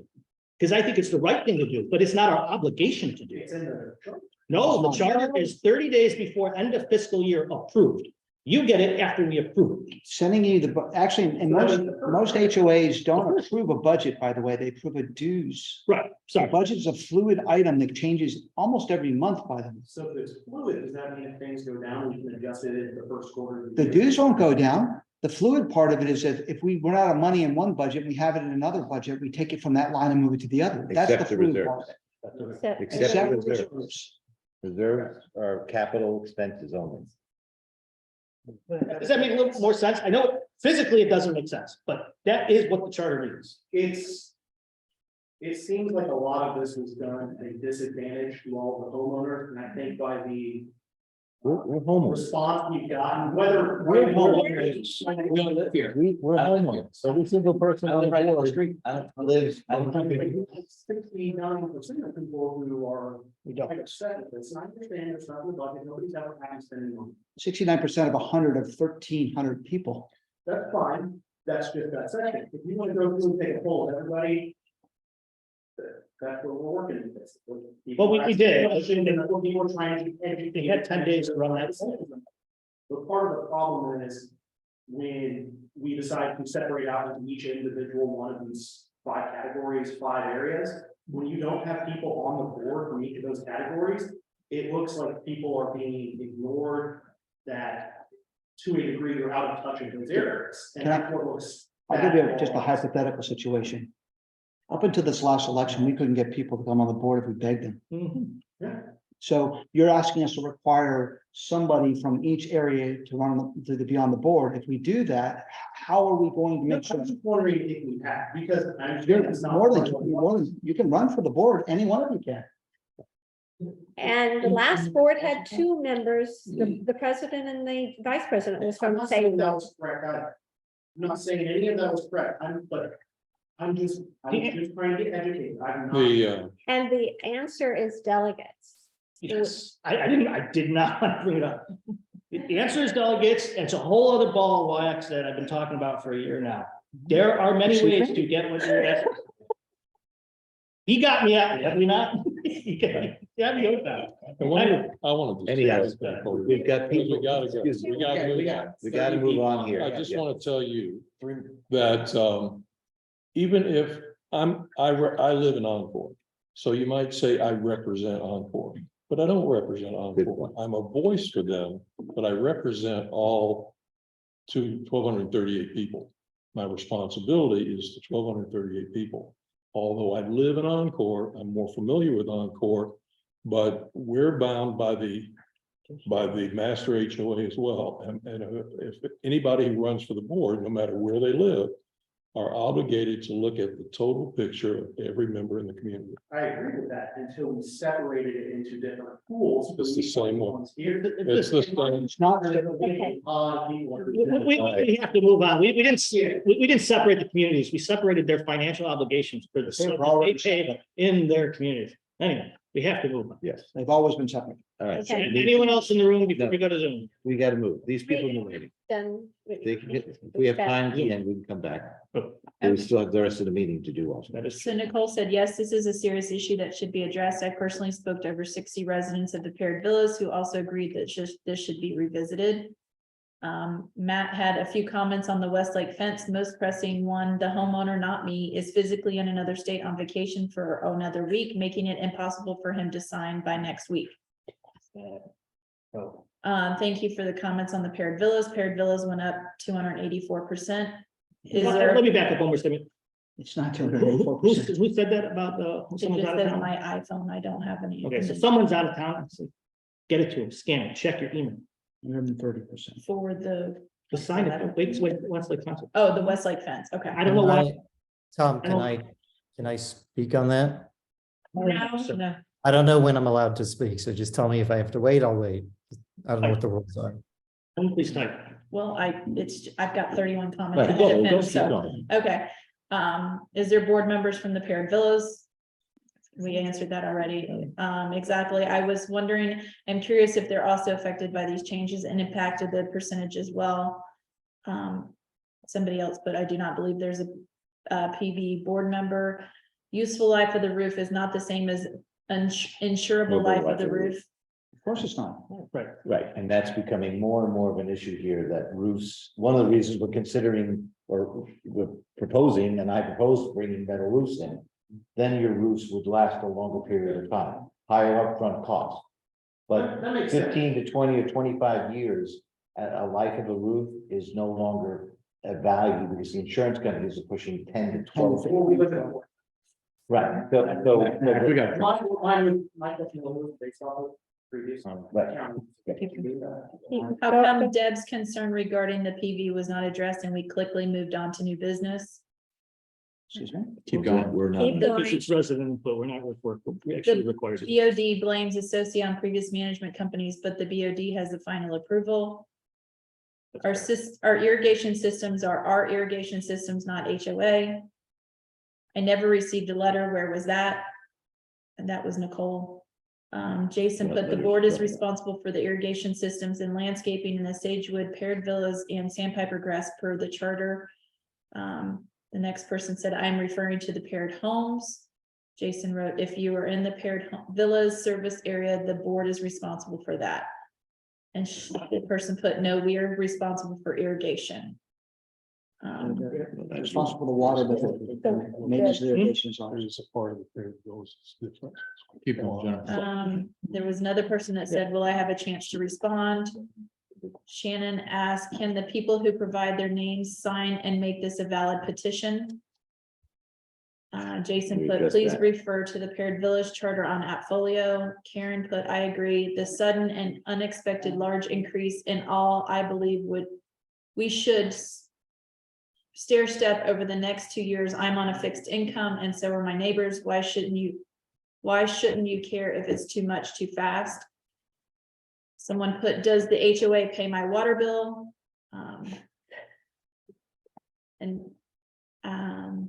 Anik, I'm gonna probably say that wrong, but Anik, the one that we were talking earlier, may I? Someone put, it lowers your values. That's hilarious. Nicole put, sorry, your HOA members have to drive through our neighborhood. Karen put, I am requesting the HOA remove the stump of the downed oak tree in my side yard from Ian. There is a tree down on the black fence behind us. I too have sod that died immediately. It's just off the concrete and goes to my width and out to the side yard. What was promised replacement and the previous lawn care company. Additionally, a large area of weeds was never removed and sodded. That area is spreading weeds to me and my neighbor. And that was from Karen Scott. Paired home dues decreased in 2022. Our fees went down from 140 to 128, then up to 356. And then Nicole said, let Ann speak online.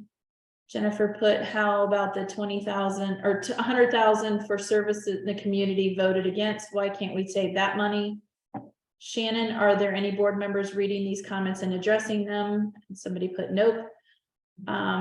Jeffrey put, why does Mr. Rowland speak as a board member when he's not? He should be called to speak by the board when asked. I'm an officer of the board. Someone put, which CPA firm audits our financials and when is this audit reported? When is the audit report issued? Yeah, we want to answer that question. I'm sorry, I think.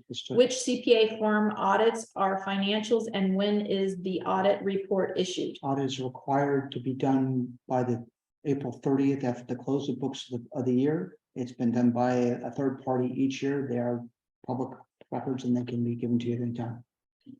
Nicole, with all due respect, is there a lot of emotion in the board responses? And in my opinion, it should be handled as business. 128 to 356, a 278% increase. And then Ann put, I drafted the letter approved by the 69 residents of the PV. I would like to explain. And that's the last of them now. Okay. I would like to say something. So first of all, we do have signatures because we walk around them as a woman did sign a paper. Some of those signatures won't have time because we have such a short time, we were out of town, because we have holidays going on. A lot of homeowners actually rented their properties, so they live out of state or out of country, whatever. The dying grass and all of that, I mean, come on. It's not dying because we're not watering. The grass is dying because the company is taking care of grass and doing a horrible job. Sure. They put the grass short, whatever they put down to take care of the weeds is the wrong one. That's actually burning down the grass. If you want to change our watering system, what if something goes wrong and I'm going to have a $2,000 water bill? Are you going to take care of that? I think all the homeowners would like to know that. Also, if you give us a short time to get these signatures, we'll get it done. I give them 48 hours. I would like to have the list of the homeowners. I will give you all years.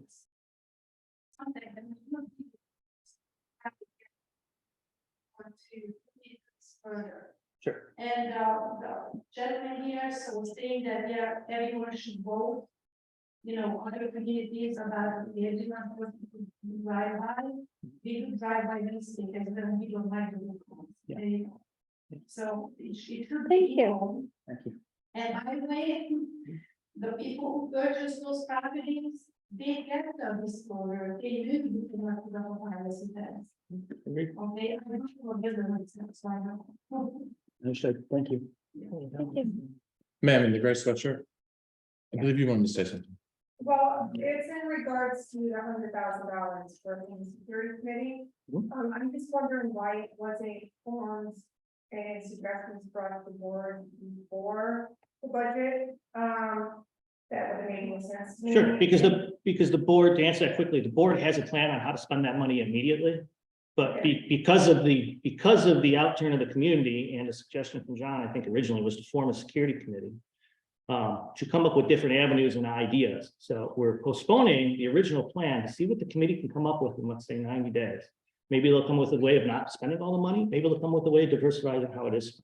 So Well, that's in a nutshell. it is our money, right? Mhm. So when you tell us how you are planning on spending it, one. And Yeah, two- we did it. It's security patrol. I've got several quotes ranging from $98,000 to $120,000. Yeah. a security patrol that can't do anything? Well, now you're arguing effectiveness, not what we're doing. Two different arguments. So the first argument is, did we have a plan? Yes, we have a plan. What is the effectiveness that he can do?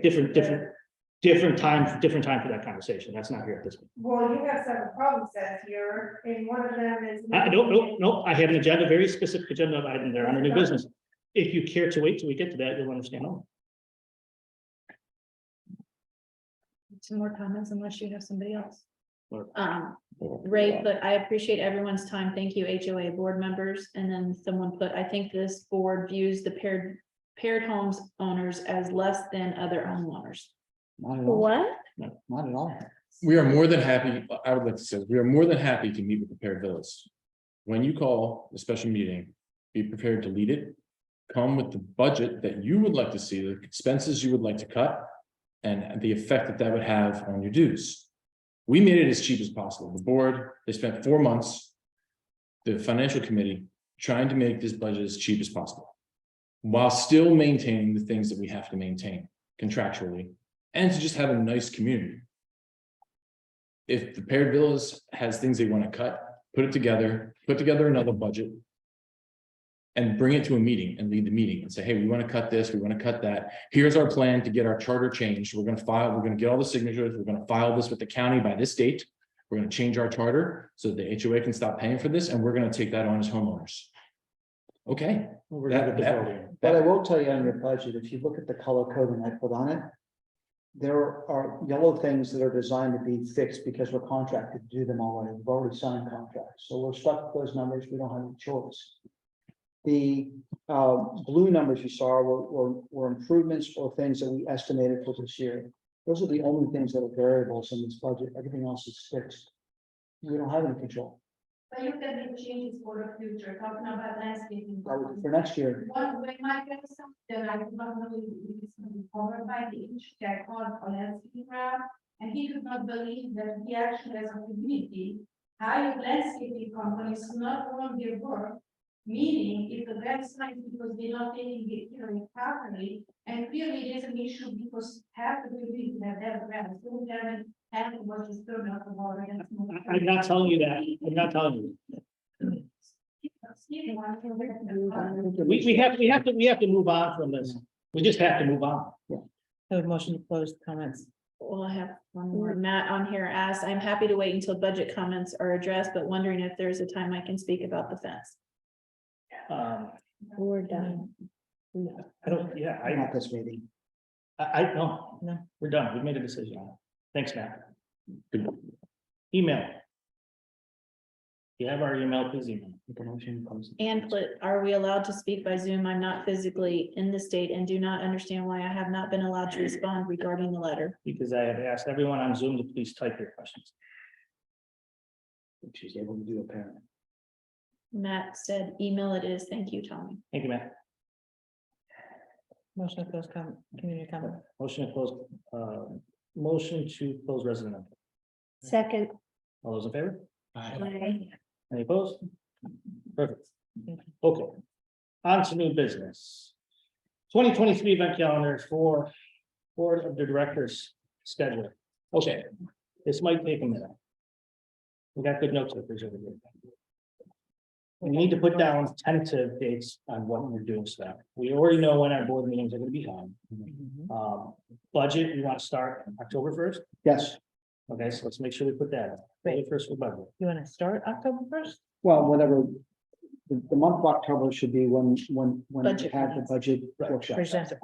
Well, I would put reminders for October 1st. Okay. This way, when we get close to that, we're gonna say, hey, we need to put down what dates are we doing for the budget workshops, right? So is budget workshop we should say budget workshops in September then? October. October. So we're doing the budget workshops in October. And the That's final, what I think. final budget, final draft of budget to be published at October 3rd, I think whatever. we're First doing of with November. November 1st. November. It's just 30 days before we have to ratify. This way, the community will actually be able to view them. better. Yeah, that's, I just want to clarify the budget. Workshop. Most of the time, they're done. That's right. Okay. See, everybody just wants to, there's nobody getting that. What else did we want to add? I really wish Joanne was here for this. Please get with her on event scheduling. Yes. Yeah, she could just put them in and we can always see if they conflict. And we want to No, pick we the date. need them. We need, No, I understand, but she's gonna, I know. but she can just pick the date she thinks is going good. I just want to, Right. please make sure she picks them in January, so they're in January. You need to have that What she mostly wants to do. on the calendar. Easter, Christmas, food trucks quarterly, casino night, 2 yard sales. One in the spring, one in the fall, scavenger hunt, Louder. louder. and Nerf wars Wanna and read bike. this out loud? She wants to do it monthly. Great. Easter, Christmas, food trucks quarterly, casino night, yard sale. 2 times a year, spring and fall, scavenger hunt. The monthly events are Nerf wars and bike-a-thon. That's what she's recommending. So she just needs us to give us dates. Yes. Okay. So I would say, let's just plug in some dates. Mhm. We, whether how you think works best on them. Food trucks, my only recommendation is Saturdays, Right. Right, yeah. at least for the once quarterly. If we want to add on a specialty encore event or something. And I didn't figure you wanted to conflict with the other, or does it matter? Yeah. It does matter, and definitely, yeah, I remember I looked at that. I definitely don't want to conflict with the food trucks with them, and we definitely don't want to, we definitely want to conflict with the yard sales. We want to be on the same day. Same days, right? So Right. to go to the next step, elections need to happen in November. Elections need to happen, be finished in November. We're supposed to have them done 30 days before the close of books, just Okay, like so the elections budget. need to happen. Okay. Now, the pro tem, obviously, they don't take office till the 1st of January. Oh. So a letter goes out September, 30 days prior to. So this place says, in the same notice that you're doing budget for Mhm. October 1st, elections, we need to start that process there. Send out the mailers, send out all the notices, see who wants to be involved, test the event buddy to death, and, State requires that we publish or have the final finances audited 30 days after the official acceptance of the finances from the board, whatever date that happens. Hmm. The latest it can possibly happen is April 30th. In the past, they've waited to the very last day to do that. Is it April 30th? 120 days past the close of books. He meant April. April, he said August, that's why I thought. Yeah. that's So what I like. April 30th is the drop dead date because it's 90 days past the close of our books, which is a fiscal year. Our fiscal year is the calendar year. However, if we adopt the finances in January, we have 30 days to get them audited. 90 days from the close of the books is March 31st, it's April 1st. You have 30 days to publish the finances at the close of the books and 90 days past it. That's where the April 30th comes in. Right, So I so left out you have that to first. post the books by 31 January or 30 January, then they have till the end of April Audited. to audit it. Right. Right, okay. Sorry, thanks So- for that. Yes, that's Thank okay. The elections, we're gonna talk about backing it up to, the actual election is going to be on the November regular meeting. No, it'll be separate. Election's an election meeting. It's a members It's a meeting. members meeting. It has to be a general meeting. So, Well, there'll be the ballot proxy. so there is a process to setting the times to make sure that everything gets done in a timely way. There is. And it's Ballot going to is be for, yeah, it's the going notice that's what 30 days out. to we have- the budget worksheets. Yeah. workshops. Most of those are notifications. But, It's, you know what, I found even in our successful year of doing it, it's not a very difficult process. But if we forget to look at it in October, oh my God, we're working round yeah, we clock. should just put on the calendar, make sure we gotta do this on this date. and that's How what about the I'm budget, doing. right? No, full, but. Both, Well, budget well, and election. What I'm thinking is in Encore, where we have a pretty extensive budget. We actually begin putting our budget together in September. We pretty much have it ready by early October. Mhm. And we actually have a community meeting at the time we release it to go over with the community what's going to be in there. And then that gives them the additional time they need for response. Right. Our workshops are open to the general public, so that's kind of what we're hoping will happen, but, I'm not opposed to doing it. I'm not necessarily opposed to doing a third meeting, but it is a little nauseating because if it wasn't important to come to the workshop, why is it important to come to the third meeting? But Again, Here's the other thing. sure, let's do it. It's hard to get a good handle in September when you're estimating 4 months of the year as opposed to 3 for the fiscal and like, right. We estimated 2 months this time Right. and we ended up blowing that out of the park. I mean, really did. So this is a volatile budget is the problem. It's not as fixed as we'd like it to be. No, I mean, he's talking about the budget for the next year. The pump in Sagewood is a good example. Right. You know, another 10 grand on their budget. So It's the real question. Do we want to start in September versus October? I don't think it would hurt to have preliminary meetings of the finance committee and others to start organizing and figuring out what we need. And then we can have more involved information. People are more informed about what we're actually working on in October as we're closing it down. In case we need to get we some. won't be closing it down until John. Okay, just ignore what I say, because I clearly don't get any interest here. No, I'm that's all I'm offering a saying. I'm suggestion. trying to tell you that the close down would not be till the end of November. Is what I'm trying to say. Correct, Okay. that's correct. Okay, I just clarify. You don't have to do what Encore is doing. You don't have to do that. We're not saying you have to do that. I'm not saying that. All I'm saying, we're timing wise, that we begin to do the pull together in September, so we can have it ready by early October, and then we make a presentation in person to everybody around mid-October, and that's when it gets put out to the community. So let me ask this. So I'm just the way we do it, and it's not the way you do it. It's just informing you of what we do that's been somewhat successful. I don't think it's a bad idea. You're right. It sounds more like a finance committee meeting, which brings me to the next question. How active are your finance committee members? Not. At all? No, when they were last year, I got some response in the early part of this year when I tried to hold meetings, no one responded. If we're ever gonna get people interested, it's now. Can we replace it? Sure, And can we start putting financial committee meetings on the calendar? sure. How I often would you don't like that typically, committee? okay, so my understanding, and I could be mistaken, the finance committee doesn't typically review the finances. That's the board's job. Sure. What they do is they do try to manage upcoming expenses and look at the budget to make sure they give you good suggestions to make your vote. Mhm. So that typically doesn't happen until September at least. Okay.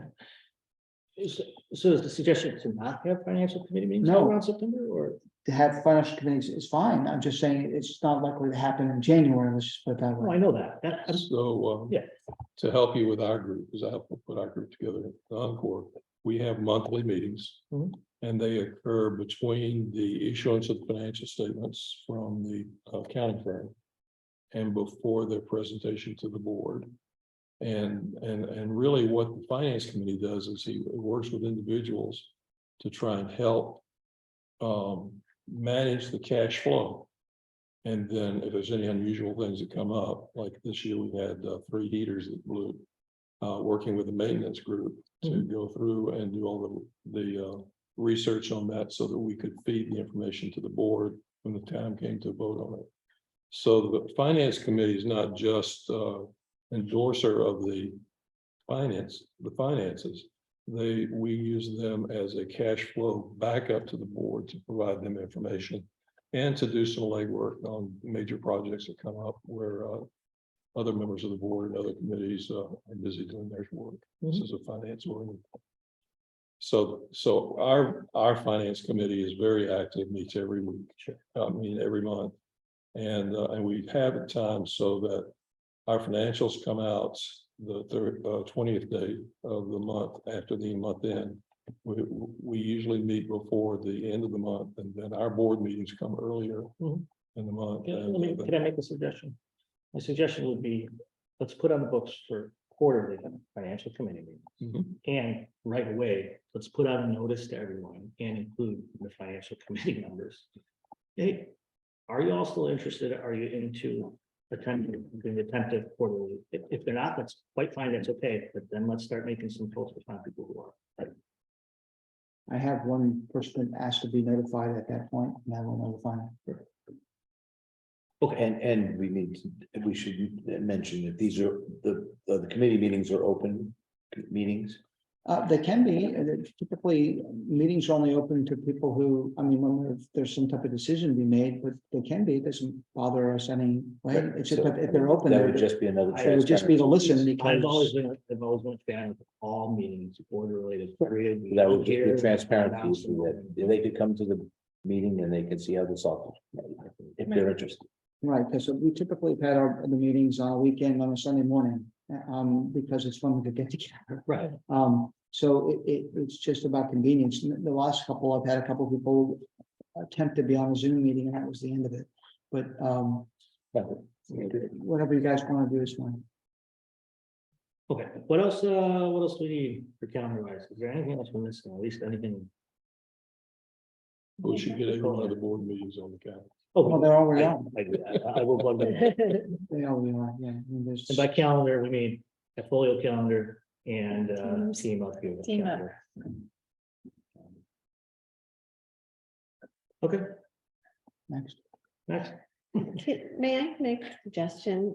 Since Tom is here on his own time, Yes. can we go Let's ahead and move this around a discuss little bit. sunrise items? Thanks, Sean. Yeah, sorry about that. Thanks, Kathy. Tom, okay, so we have Sagewood 13542 Circa Fishhawk Crossing. I'm sorry, Circa Crossing sod replacement. I don't know. She actually called earlier today and said that she's gonna replace it herself. She's going to, It's the backyard. okay. So she's taking it. on Okay, because herself. that was my question, and that was gonna be the follow-up the time. Who is this? Well, good. Okay, Done. that was the easiest one. of them? That's easy. Okay, Sagewood maple tree replacement, 3-inch. Yes, Talked about that a few times, right? Yeah, it's in the front yard. It was struck by lightning. Hmm. It's expensive, but it's the cheaper of the options and Contingency item at this point. so, What's the rule is 6 feet, I think, is what's required, 1 inch and 6 feet, something like that. That's the minimum. Mhm. I don't. Hmm? I don't know. But- Maples grow pretty rapidly, Yeah, they do. Yeah. so if we go a little undersized, put it in like Yeah. the 1 and 6 as opposed to a 13-foot. Or split it and say 2 and 8 or whatever it is. It actually not a huge price difference if you look at the different trees. It's Yeah. mostly labor, yeah. So we have sunrise here for 2780 on that tree. Yeah. Okay. We have any other bids on it? I do not. Did we want to get other bids on it? Yeah. How long has this tree been, how long has this resident been sitting here with this tree? That was right after I started.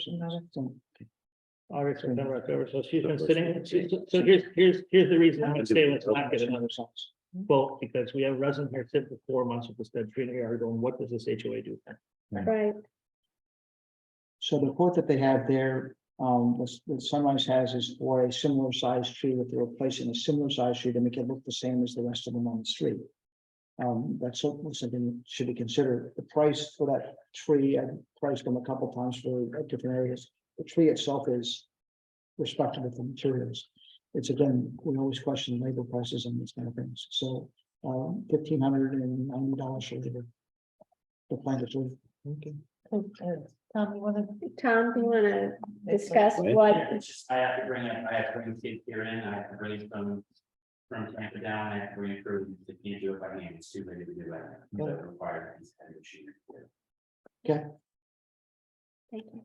But if we went with If you're something in- smaller, Yes, sir. You get down anything around that side, probably. I will say that the original proposal that I put through was expensive, but it was almost a 4-inch caliber tree. Very, very expensive for a 4-inch caliber tree. This was in trying to get the price down. So yes, we could go smaller. I can see probably tomorrow, make a call. We're on vacation, so probably midweek next week, I can find out what I have for options. If I can do it by hand, I mean, we can just kind of do this on the fly and work with Patty and Sean and Kathy, and we can work something out. Okay, let's, Or a small tree. You do it not to exceed price. we could, That's right. but let's do this. It's still, you know. It will definitely stand out because all of the maples on that side of the property, they're bigger trees, so this will be a very small tree, and that's why I originally proposed one so big, so they would match. So my advice is let's just hold on this for a moment. We don't even need a table. We're gonna come back to it today. Let's move on to Sandpiper. Thank you. Thank you, Tom. Please get us your best quote we can. Sandpiper 14083, Kite Lane shrub replacement. These are, unfortunately, we have to replace everything. Sure. Yeah. Yes, Right. they can't hear it, just, You can't hear me, they hear me. I can barely hear you. Is this one of the one, I mean, is this one that was on that sprinkler valve that got broken and so forth by the? No, this is a different. one. Just one, I can't remember the number, the street number on it, so. So this is 67750 To replace two plans. to replace two plants. 15-gallon button lid that you can buy for $49. Yeah, I'm gonna ask a similar question. How long has this been looking like that? This one isn't nearly as old, but just probably a month. Maybe a month. Always check. Let's see. And it's odd because it's only one bush. If I'm wrong, let me know. Only one bush. JR here. This, Is it only one bush? JR's right there. JR, you wanna plant two shrubs? I'm sorry? You wanna plant two shrubs? Yeah, whatever you need. 15-gallon button lids in several of the nurseries around here around $75. So if you're looking. Are you at- capable of picking them up? Well, they- 15-gallon? yeah. It's a schlep into the back of the truck and now. If not, just let me know. We'll grab my truck. have vehicles to put them in. Okay, that's what I meant. Okay, I could go with you. We could just let me know when. Yeah, got a truck. You tell me, I'm always ready. So, whenever you're ready. go rid of it. We should find a nursery that's. It's one right down the street. Yeah, I know. So, The board, you guys want to do that? For the 677, we'll mail it next week. Instead of, I'm sorry, in lieu of spending. in lieu of spending this, you'll go pick up two We're gonna go pick up plants two. and Costs us JR $200 will, or less, something like that. okay, Yeah, I'm fine with that for quotes as well. agree with that. We have a dollar amount. Okay, I'll just put it in the motion. Not to exceed this price. Not to be- Not to exceed 600. Not to exceed 600. No, I just say motion will be, hold on, I'm trying to. No more than 350. 300. Not to exceed 300. Okay. That's another fee that I have to use to get there. Okay, for Sandpiper 14083 Kite Lane shrub replacement, making a motion to replace them in-house. We'll pick them up, not to exceed $300. JR's maintenance, we'll get those planted and we will achieve this sometime next week. Second, All those in favor? aye. Any opposed? Motion carries. Fantastic. I think that's all we have for landscaping. I'm sorry we kept you so long. We probably You're should doing the do maple landscaping already. What's that? I was starting to before budget season. came. Oh, what do you want to do about the maple tree garden? We'll talk about it. Okay. See you next week, Donald. So we'll see you next week, Tom. Thank you very much. Thank you. Happy New Year. Happy New Year. Thank you, Tom. Those are patients. Absolutely. Okay, ratify the approval, we'll go back, ratify the approval for Sagewood pump repair. Yep. So basically, this pump repair costed 7,500. $7,124. And that's the total. That's the total. That's just what that's what the repair ended up cost. This is a ratification. $7,124. We've already approved this because it needed to be done. Landscaping was to start dying all over if we did it. Yeah, no, yeah. So, May I ask a quick question? yes. CDD's well, stuff, does this impact this? No, this is. No. This is This is, their. this is. So open. should we make a point to add this to the reserves? So, because this may happen periodically, It is on the It- list, It's it's already on the list. Mhm. except for this particular problem is not aware what a problem, it just, it melted out and failed. Which is a major problem. We can consider taking it from reserves if you guys want to talk about that. Right, but you could consider a pump that could cost $10,000, $15,000. Is a capital expense, if you wanted to look at it that way. I'm Actually, I'd say part of the problem that we have, because we're doing a specific accrual for assets. I don't think we got enough money in there to pay for this. And Absolutely did. we Yeah, we've been collecting it all along. It's still, it's still in the budget. But that's for that, it's particular item. Let me double Or check. for the group, okay. Sagewood's got, Yeah, he's gonna look it up first. actually, if you're looking at the reserve on this stuff, they have for, in general, they have, I'll have to cover it, no problem. It's not a specific line item for pumps. They have general painting, roofing, pavement, retaining walls, gates and monuments and fencing. So it falls under the general category. And there's plenty to cover that. One sec, where are we? Recommend we do that. Yeah, I think it's a good idea to do it. Okay. Done. I mean, I think that's well So within make a the motion to parameters, move the right? money from the reserve Yeah, funds. it has to be on the books. Yeah. Okay, make a motion for the approval of the Sagewood pump repair. We're going to be moving 7,000, I'm sorry, 7124. $7,124 from the general reserves of Sagewood into operating physical expense. Second, All those in favor? Aye. Any opposed? Then we have to approve the contract. You guys- It's already been- it's already been repaired. It was just being It's been re- Emergency repair, so we down a fly. We did that all. in there. Kind of Just, just yeah, ratifying all all in here. Yes. Okay, we can move back to Sagewood maple tree replacement. Wow. I did that kind of specifically, folks. So $1,000. Mac, I agree with you on the Sagewood tree replacement, the maple tree. I'm sorry, not Sagewood, it is Sagewood. It is Sagewood maple Sagewood. tree to 3-inch maple tree replacement. We need to do it. Tom's gonna get a surprise. We should approve a max dollar amount. I didn't want to approve that max dollar amount with Tom here. It gives him no interest in going Below that. Got it. So anyone have a number they want to spit out for this? Well, I have no idea. You have an idea. What was So the, the key was, Check it. Just check it. the key was the larger one he was Checking. gonna put in, it needed a piece of It needed equipment to equipment, actually yeah. put it in you there. needed like a But crane, going with a smaller one, we don't need that piece of equipment. correct? No, we still need the equipment because we got to pull Three-inch all that. Yeah, he's got. That's the he's got grinder. a He only pull- has a grinder, is that what he's bringing in? No, he's gonna No. pull the skid steer to pull it out. See this, so he needed the whole equipment to pull that out. Oh, That's just moved it the, like still, that. that's the stump of the tree. So this is gonna come next to, let's not get too crazy on this one, because the next one I'm gonna talk about will make more sense. I'm saying, let's just squeeze in here, because this poor person's been waiting for months on end now to get this tree, so we have to get that. My suggestion is not to exceed 2,000, and see if Tom can come into that number. Number 2 container, which is a 3 to 4 foot tree. It's a small tree. It's about $170. When you go up past that, it jumps up to about $500, but there, It's all labor, it's all labor. it's all labor, I get it, There's a, I wouldn't do it, for any cost.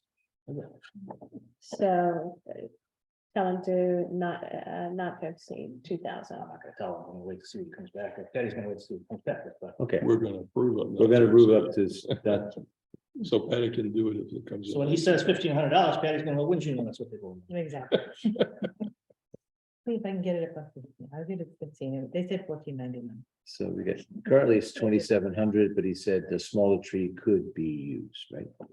Yes, Now, this one is smaller than the first one that he But proposed. if he's got a 3-inch here, right, he was trying to get a tree Four. similar size to the ones that yeah, well, they'll they grow, line the street. they'll grow and fill in pretty quickly.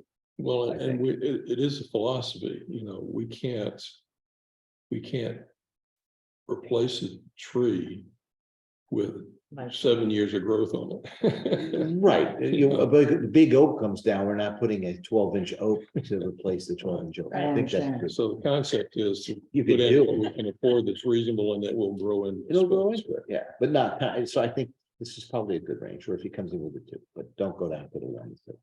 I agree, okay. Put in a motion to approve this maple tree replacement not to exceed $2,000 via Sunrise. I second. All those in favor? I, Aye. Any opposed? Thank you, opposed? I'm only opposing because if it comes in slightly over that, she doesn't have the authority to authorize it. It's not an email. Send We it can in. do an email vote on that. Okay. As long as we're 100%. We've already talked about it here and we'll leave it by. But that is the only reason. So, but make sure you go right out to us, because you're right, that it's a long time for that not being done. Right. I don't know when we found out about it. But Was that in proposed or? no, that was my opposition was that. So now that we have what do they call it? Sequence plan. It's not a branch plan, it's a sequence plan, right? Okay. No, I'm back. I'm on board. With the amendment. Okay, we only have 2 things left here. I'll just go in order what I think is gonna be quicker. I think security committee is gonna be quicker. That's why we're gonna head it up last seconds in July. Security committee, I really only have this here because I know you're working on it, the charter. And I know you're talking about maybe get Mark involved on that. That'd You be, work with me on that? that Absolutely. would be I want to fantastic. use your experience, education, everything that I don't have. While you two work on that, that's fine. In the background, I want to do a post, both Facebook and at Folio, saying that we're looking for people. I want to start getting people in now so we can secure this committee as soon as we can in January, so we could task it and get this going. I just want to make sure everyone's okay. 7 items I listed here are 7 items I'm going with to try to, we can change it at any time. I don't want to post that it's going to be about and what I'm looking for this committee to sign. I'm drafting 7, it's so generic. Yeah. If we're gonna give people. It is very, you know, More specific issues. I really know. Well, what I'm looking at, Mark, is the charge the committee has going forward, not just this period of time. But the specifics underneath the overall charge of the committee is what I'm coming up with. I would love to see this committee to kind of take over security in general, so I'm not babysitting families, Mark's not babysitting families. but That would be ideal. Committee reviews this and advises us on what they're seeing, what's happening, if we don't already know, because it was a horrible event. Well, I'm looking forward to seeing you rested, not getting up in the middle of the night. Either one of you. Yeah, Get a no, little cranky, so.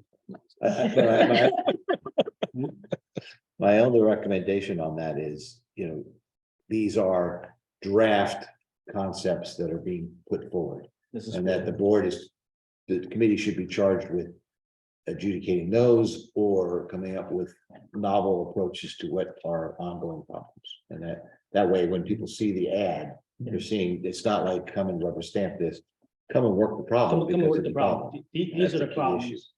We have money for the solution. We've secured funding for to fund your endeavors. One of the endeavors, I want to make clear on here, maybe I'll put this at number 7 is there's no neighborhood watch. Well, that would be a note at the end. A lot Note, of people don't understand we've that. already been advised by our lawyer to not do a neighborhood watch, so that's really not an option. But other than that, we've got an open item, open perspective. Okay, I don't think there's really a motion needed for that. I'm just gonna, I'm gonna go forward. Yeah. We already approved the security committee in a vote. No, because we don't have members or Don't have a charter yet, and it's just on, information, right, so. the one we do. We'll approve Okay, so charter. this is a preparatory meeting to establish the security. I want to make sure everyone, the board, I want to make sure the board members are on the same page and we all agree this is a good. No, Yeah. it's a preparatory meeting. That's a great way to do it. Okay, Howard, that's chairman of Encore's Security, has a lot of experience too, and he's agreed to help us as well. last but not least, landscape contract. I'm bringing this up just as kind of a catch-all. Mark has something else really interesting to add, but my catch-all for this is, what are we doing? Are we thrilled with Sunrise? Because I No. think we all absolutely hate it. It's not only that, we have 3 separate line items that I did separate out, which confused people because I did that. But we have irrigation fees, we have pest control fees, and then we have landscaping fees. And we're paying a pretty penny for pest control that I don't think we're getting. We're paying for an inspection for irrigation, and then they charge us everything they touch afterwards. So I don't know what that inspection is for, other than just to burn up money.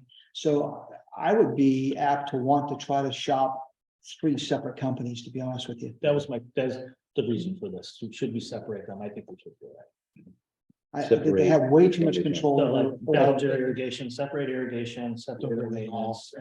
Okay, yeah, absolutely. Right now, it's all under one house and they're kind of failing miserably, Oh, yeah. Fumbling, No, I'd say. no. And as great as Tom has been at trying to fix the communication issues, he's Gay Lake down. wrangling a problem he's not gonna be able to solve. It's just that we're not getting the service out of it. Yeah, no, I think, and that's actually the CDD does it that way. They have the irrigation is one, the. I don't know if the pest landscaping is control is separate, I have to look, but I I think don't know when about pest I think control. when the previous board decided to do have this, I pest thought it was, oh, good, we could just take care of it this one stop shop and we'll be all good, but we've actually had to beg them to get some type of pest control, and we've never seen anything happen. so we're on month to month now, so what I'd like the real reason to do this was just to discuss that we're all kind of on the same page, we're gonna be shopping, Absolutely. so we want to charge that. I at least want to see Yellowstone, I saw them last year, they were great, they were the runner up. For the landscaping For portion. the landscaping For portion, landscape. And I, and at least two more, we got Ballinger for irrigation, and at least two more, And then American Irrigation. American Irrigation. and I have another one. that, Ballinger's a really reputable company. They Ballinger's come with a good number that's Yeah. under what we're planning to spend. I'm all for Who's the guy that trying. drives around in a little white van that Yeah. fixes? They're good. Is that They're him? good. Yeah, they're, Yeah. because they He handle, does all the CDD stuff. they do the CDD stuff, the pumps, everything. Ballinger's great. I actually, last Christmas Eve, I called, got the owner's name, the father, Ballinger. He answered his cell phone from Tennessee and helped me shut down the pump across the street because it was spraying water everywhere for hours. Yeah. no, he's- Really they're impressive. So to give you an idea, you might especially for want the to valley use, here, just so they can site hear it, techs, which is that our- our contracted service for Can you irrigation get it? inspection alone for That's repaired villas is $10,515 this year. No, SI. What was that? I'm sorry. What was that? Over $10,000 just for the inspection portion of Sunrise's contract for repaired villas alone. Yeah. It's, we've been spending this all along. It's just that when we broke it out with Saul, what we're Yeah. getting this value for it. The pest control part of it, the insect control is $16,000. I feel like that was like, it's like the sociology, you know? Yep. It was this contract, how much is your contract? It's $25 a month. It's not bad. When you look at what it's costing you to keep them around, it's ridiculous. And I have another firm, a large landscaping firm that does communities like this, and they do some of the big ones down in Sun City. So I met them at a community, one of those CAI, open houses. Sure. So. So let me ask one quick I got a, question regarding- happy to come up. Before I can mark this idea, what, we want to move kind of quick on this. Sure. What do we want to do? Do we want to have all full out board meetings with these landscapers? Do we want to appoint certain board members to meet with them and report back? Kathy? Who's Since the I, landscaping committee? We're making it right. me, I That's mean, an easy answer. it's Sean and I. I think we have the landscaping committee and other members who can help them. Okay, but we don't have a landscape. We don't have a committee. It's just that Sean and I have been meeting with Tom with Patty on every Wednesday to go over the open work orders. And Invoices that came in that we have questions about, everything we can come up with this process at the point. yeah, Walkthroughs with them, we've walked property. Does any other board member want to make sure they're a part of those meetings? This way we don't need to call or do the meeting to meet with all these individuals. Yes, I'd like to be involved. Mark, And so it's Wednesday at 10. I have going up, but I have too much going on. good. No more. you want to. can you sit down at 10 o'clock on a Wednesday? Yeah, 10:30, I'm sorry. this Wednesday coming up We or meet, just Every Wednesday Wednesday. at 10:30. should work.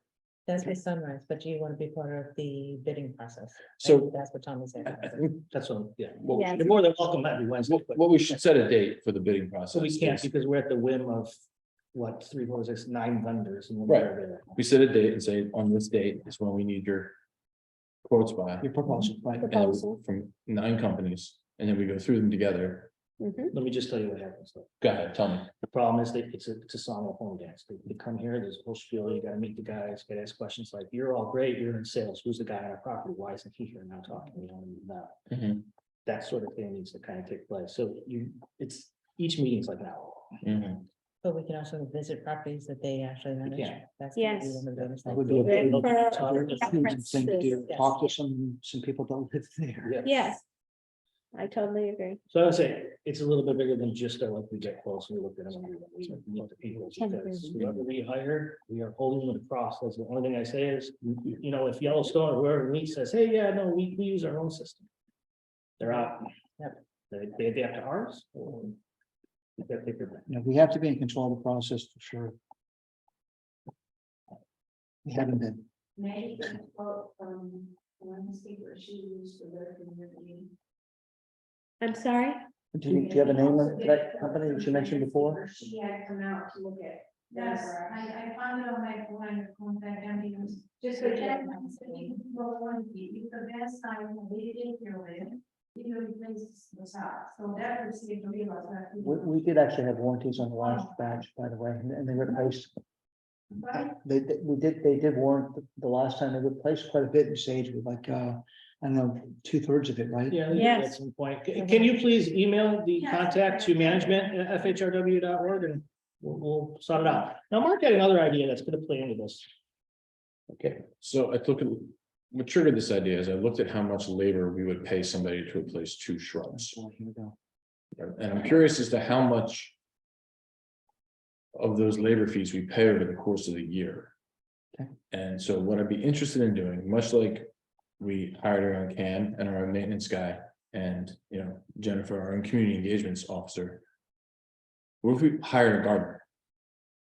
Hired a gardener to take care of those little things immediately that residents have a problem with. My shrub died, my flower bed looks like crap, the front of the community looks like crap.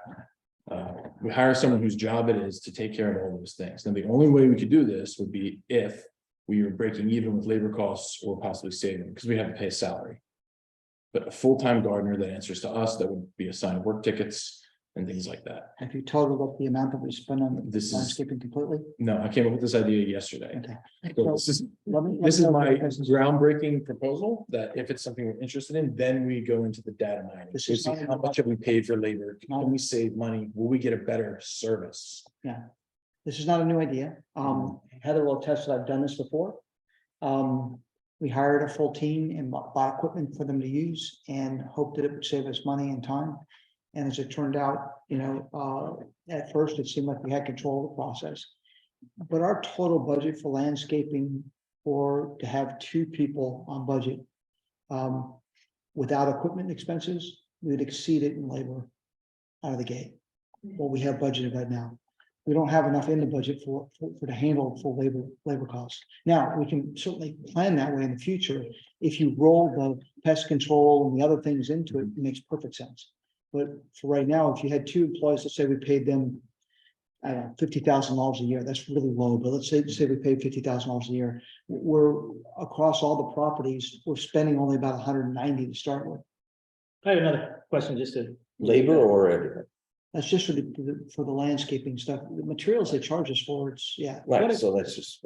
Well, what if we didn't hire, so you don't need to hire someone necessarily full-time, right? I'm sure we could find a gardener that works on an hour. Or something of the sort, just an alternative, because it's the problem like this, you need shrubs replaced. So you go to Sunlight, you get a $25 bill. You'd rather just call the guy that says, yeah, I'm $125 a week. Get the materials to me. No, so we could always assess the ground. So let me throw this out here. I'm not opposed to researching this idea and looking at the numbers. I really do want to try to do this. The problem that I have is if we're talking about someone that's doing repair and incidental things and hiring a single body to do that, like another JR that's on our payroll, that's one thing. Then we take all these little incidentals that we approved tonight, the 2,000 here and the 6,000 there, and roll that into a salary. That might make some sense. I'm not tracking it to that finite, but I can go back and look at the contract we've spent for additional expenses. But for landscaping itself, to have someone do all the landscaping, the mowing and blowing, it's not gonna break even. That's not what, I'm not talking It's not about like the landscaping. extra stuff. Yeah, no. So, The incidental, Specifically, not the maintenance, not me. specifically the So you're flowers. talking about the repairs and Right. this level, then it's certainly worth research you can do the numbers on. Yeah, 'cause I Absolutely. know we pay a lot of money for labor. What was it, almost $300 for labor to replace 2 shrubs? They charge us $85 an hour for irrigation repairs. They charge us $100 and something an hour for higher end irrigation and 65 for landscaping an hour per body. That's just labor. So is, Yeah. well, what I found out, looking at, the Encore, Teachers there. the Cytex guys say that, we have basically 3-part contract with them. One is the landscaping, which is cutting the grass and putting down pesticides and fertilizers and all that sort of stuff. And then they have another set of stuff to take care of the for us around the Oasis. And then they have the third one that takes care of the public properties. They were telling us a couple of weeks ago when we met with them that the grass cutting part, what we're calling literally the maintenance, pesticides, fertilizers, all that sort of stuff, they're lucky if they break even on that. They make their money on the rest of it. So we might shoot ourselves in the foot by doing that because we're taking away their extra in order to get somebody in and do it cheaper over there, but it may cost us more in the long run to get the landscaping. It's just my experience from that, and something we'll have to expect. No, you're right. I remember just from last year's interviews, Yeah. all the interviews there, and it's exactly that. They don't want just the maintenance, they want everything. Right. But if you pull them enough, because at the end of the day, if their maintenance contract is poorly priced, it's their fault. Right. You know, they just gotta. If you tell them going into it though, that you just want maintenance and they're willing to quote the You should maintenance, get then they get what they get. That's right. So. the- Well, and I have recently been talking about on our side to split these contracts out. You know, in our community, I think we have close to 50% of the homes in our community have a gardener that comes in once a month and comes over whatever the other people have done. They don't cut the grass, but they put down pest control and they put down fertilizer and do the rest of it. Now, SciTechs, when they hear that, they don't put it down, they just cut the grass. So we've sort of begun to split that out as it is. And so I'll be looking at how we handle this, because we may be able to get some efficiencies. SciTech's contract ends up in August. So we may be able to get some efficiencies of combining our stuff with the rest of the stuff in certain areas, pest control, for example, and other things. So this is something I've been talking to our long-term landscape committee member, board member, who basically has done a yeoman's job with this, but he's rotating off the board. And he has a preference for SciTechs. He thinks they do a really good job. So that's why I wanted you to at least look at what they would propose, and we'll. I think a good resource for sure. One thing I can tell you is that I do know when we did separate them in the last property that I was on, I had better control over an irrigation company as opposed to an irrigation landscaping company. I had better control over the pesticide people because it's the only thing they did. Right. And so they were either going to get paid or not get paid, so I had more control over it. So if we can find someone to break it apart, it may be a better way to go. I don't know. I The mean, prices are high is what I'm getting. You know, I'm an MSP, right? I sell MSP services, multiple service provider. If it plugs into a wall, turns on, dings, I take care of it. At a cost. It's always better to go with the hourly rate. MSPs are expensive. I have a quick question. What's the accountability when you say the repair for irrigation? Because it seems like majority percentile, it's the landscaping company that's damaging. Yeah, that's part of it. It's part of the problem. It's part of the problem. They're damaging it and then they're billing us to fix it. Which is something we've got a pile, we went through them last week. We have a pile of invoices we refuse to pay. I would be turning on all the sprinkler heads and mowing the lawn. Right. So I thought Mark was gonna Having- recommend having a buy garden lawnmowers and get volunteers. to cut them. So we've gotten off a little bit. We But no, have, but to fortify your idea, having a gardener that could like actually your idea. inspect the irrigation and let us know what he thinks is not working correctly would be very helpful because it's a inside party telling us what needs to be done. Picking things and telling us it's fine.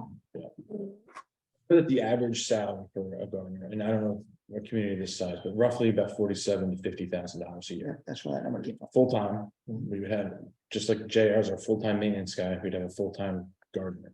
Gardeners take pride in their work. And more so maybe than a large company that just wants to get the job done.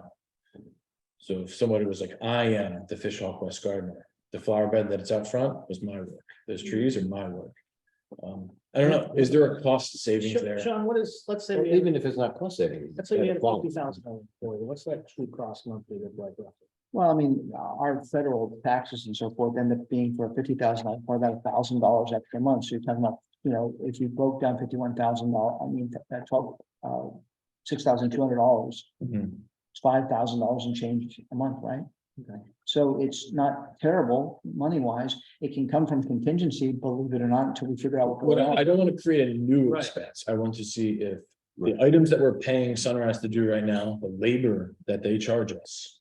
If we don't pay them to do those things, like replace a shrub for $250 worth of labor, we can total all those together. And we stop paying Sunrise that money. Also, the 20% surcharge they attack on top of all of the vegetation that they sell us. And of course, the outside vendors, because they don't do a lot of the work themselves, as you guys know. So if you look at, I mean, I'm just gonna take a look what we have in here for repairs and so forth in this section.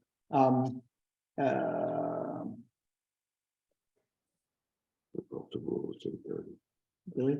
I'm good. That's it, Well, that's not. I mean, I can see if we use the two categories that are designed for maintenance and what we spent last year, yeah, we can justify it. We can. I too think it's a great idea if you had someone on site that actually takes part in it. Right.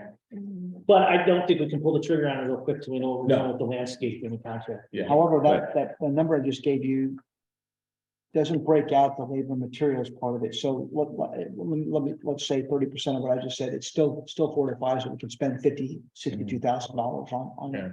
Still. Well, we do kind of need to take that into account if we are going to interview people, because we're gonna we might want to ask for bids both ways.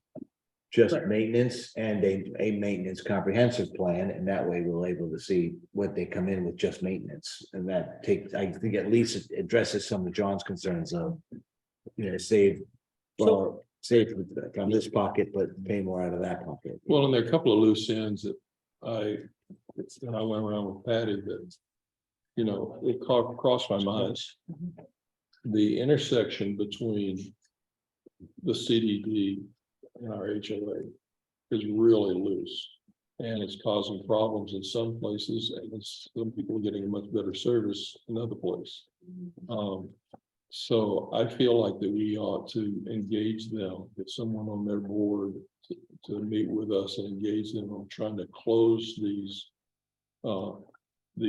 areas by sharing costs, swapping property for them taking care of it, or what we can do to try and see if we can get the community better covered at a better rate and make sure that everything's going smoothly.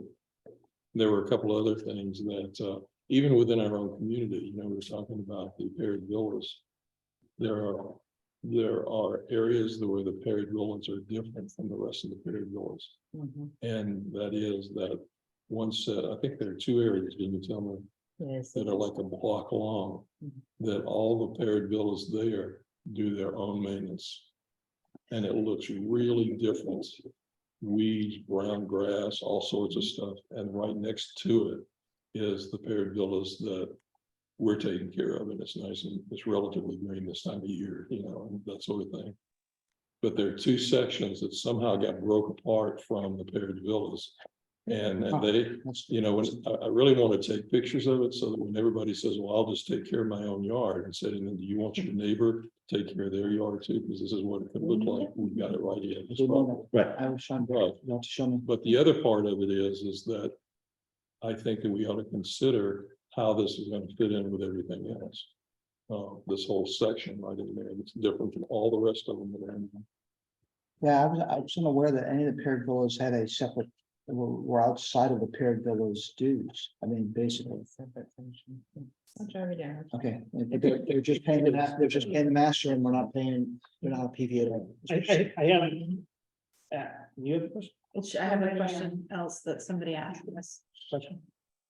Do we have an update on the hedge project along where the wooden fence was removed in the along common areas? If I recall, the funds needed to be accounted for before the year end, or we would have some sort of tax implication, wondering how it will work with the project not completed prior to 2023. Appreciate the info on this for whomever may be heading this up, as I know other residents were wondering as well. It's the same as the last meeting. Basically, we have the funds and it will not carry over into a problem because we're way over the 90% threshold. So it's not going to be a tax implication at all. But we will probably purchase the plants sometime in January and plant them sometime in February at this point. The big holdup has been the irrigation project. JR, Yes.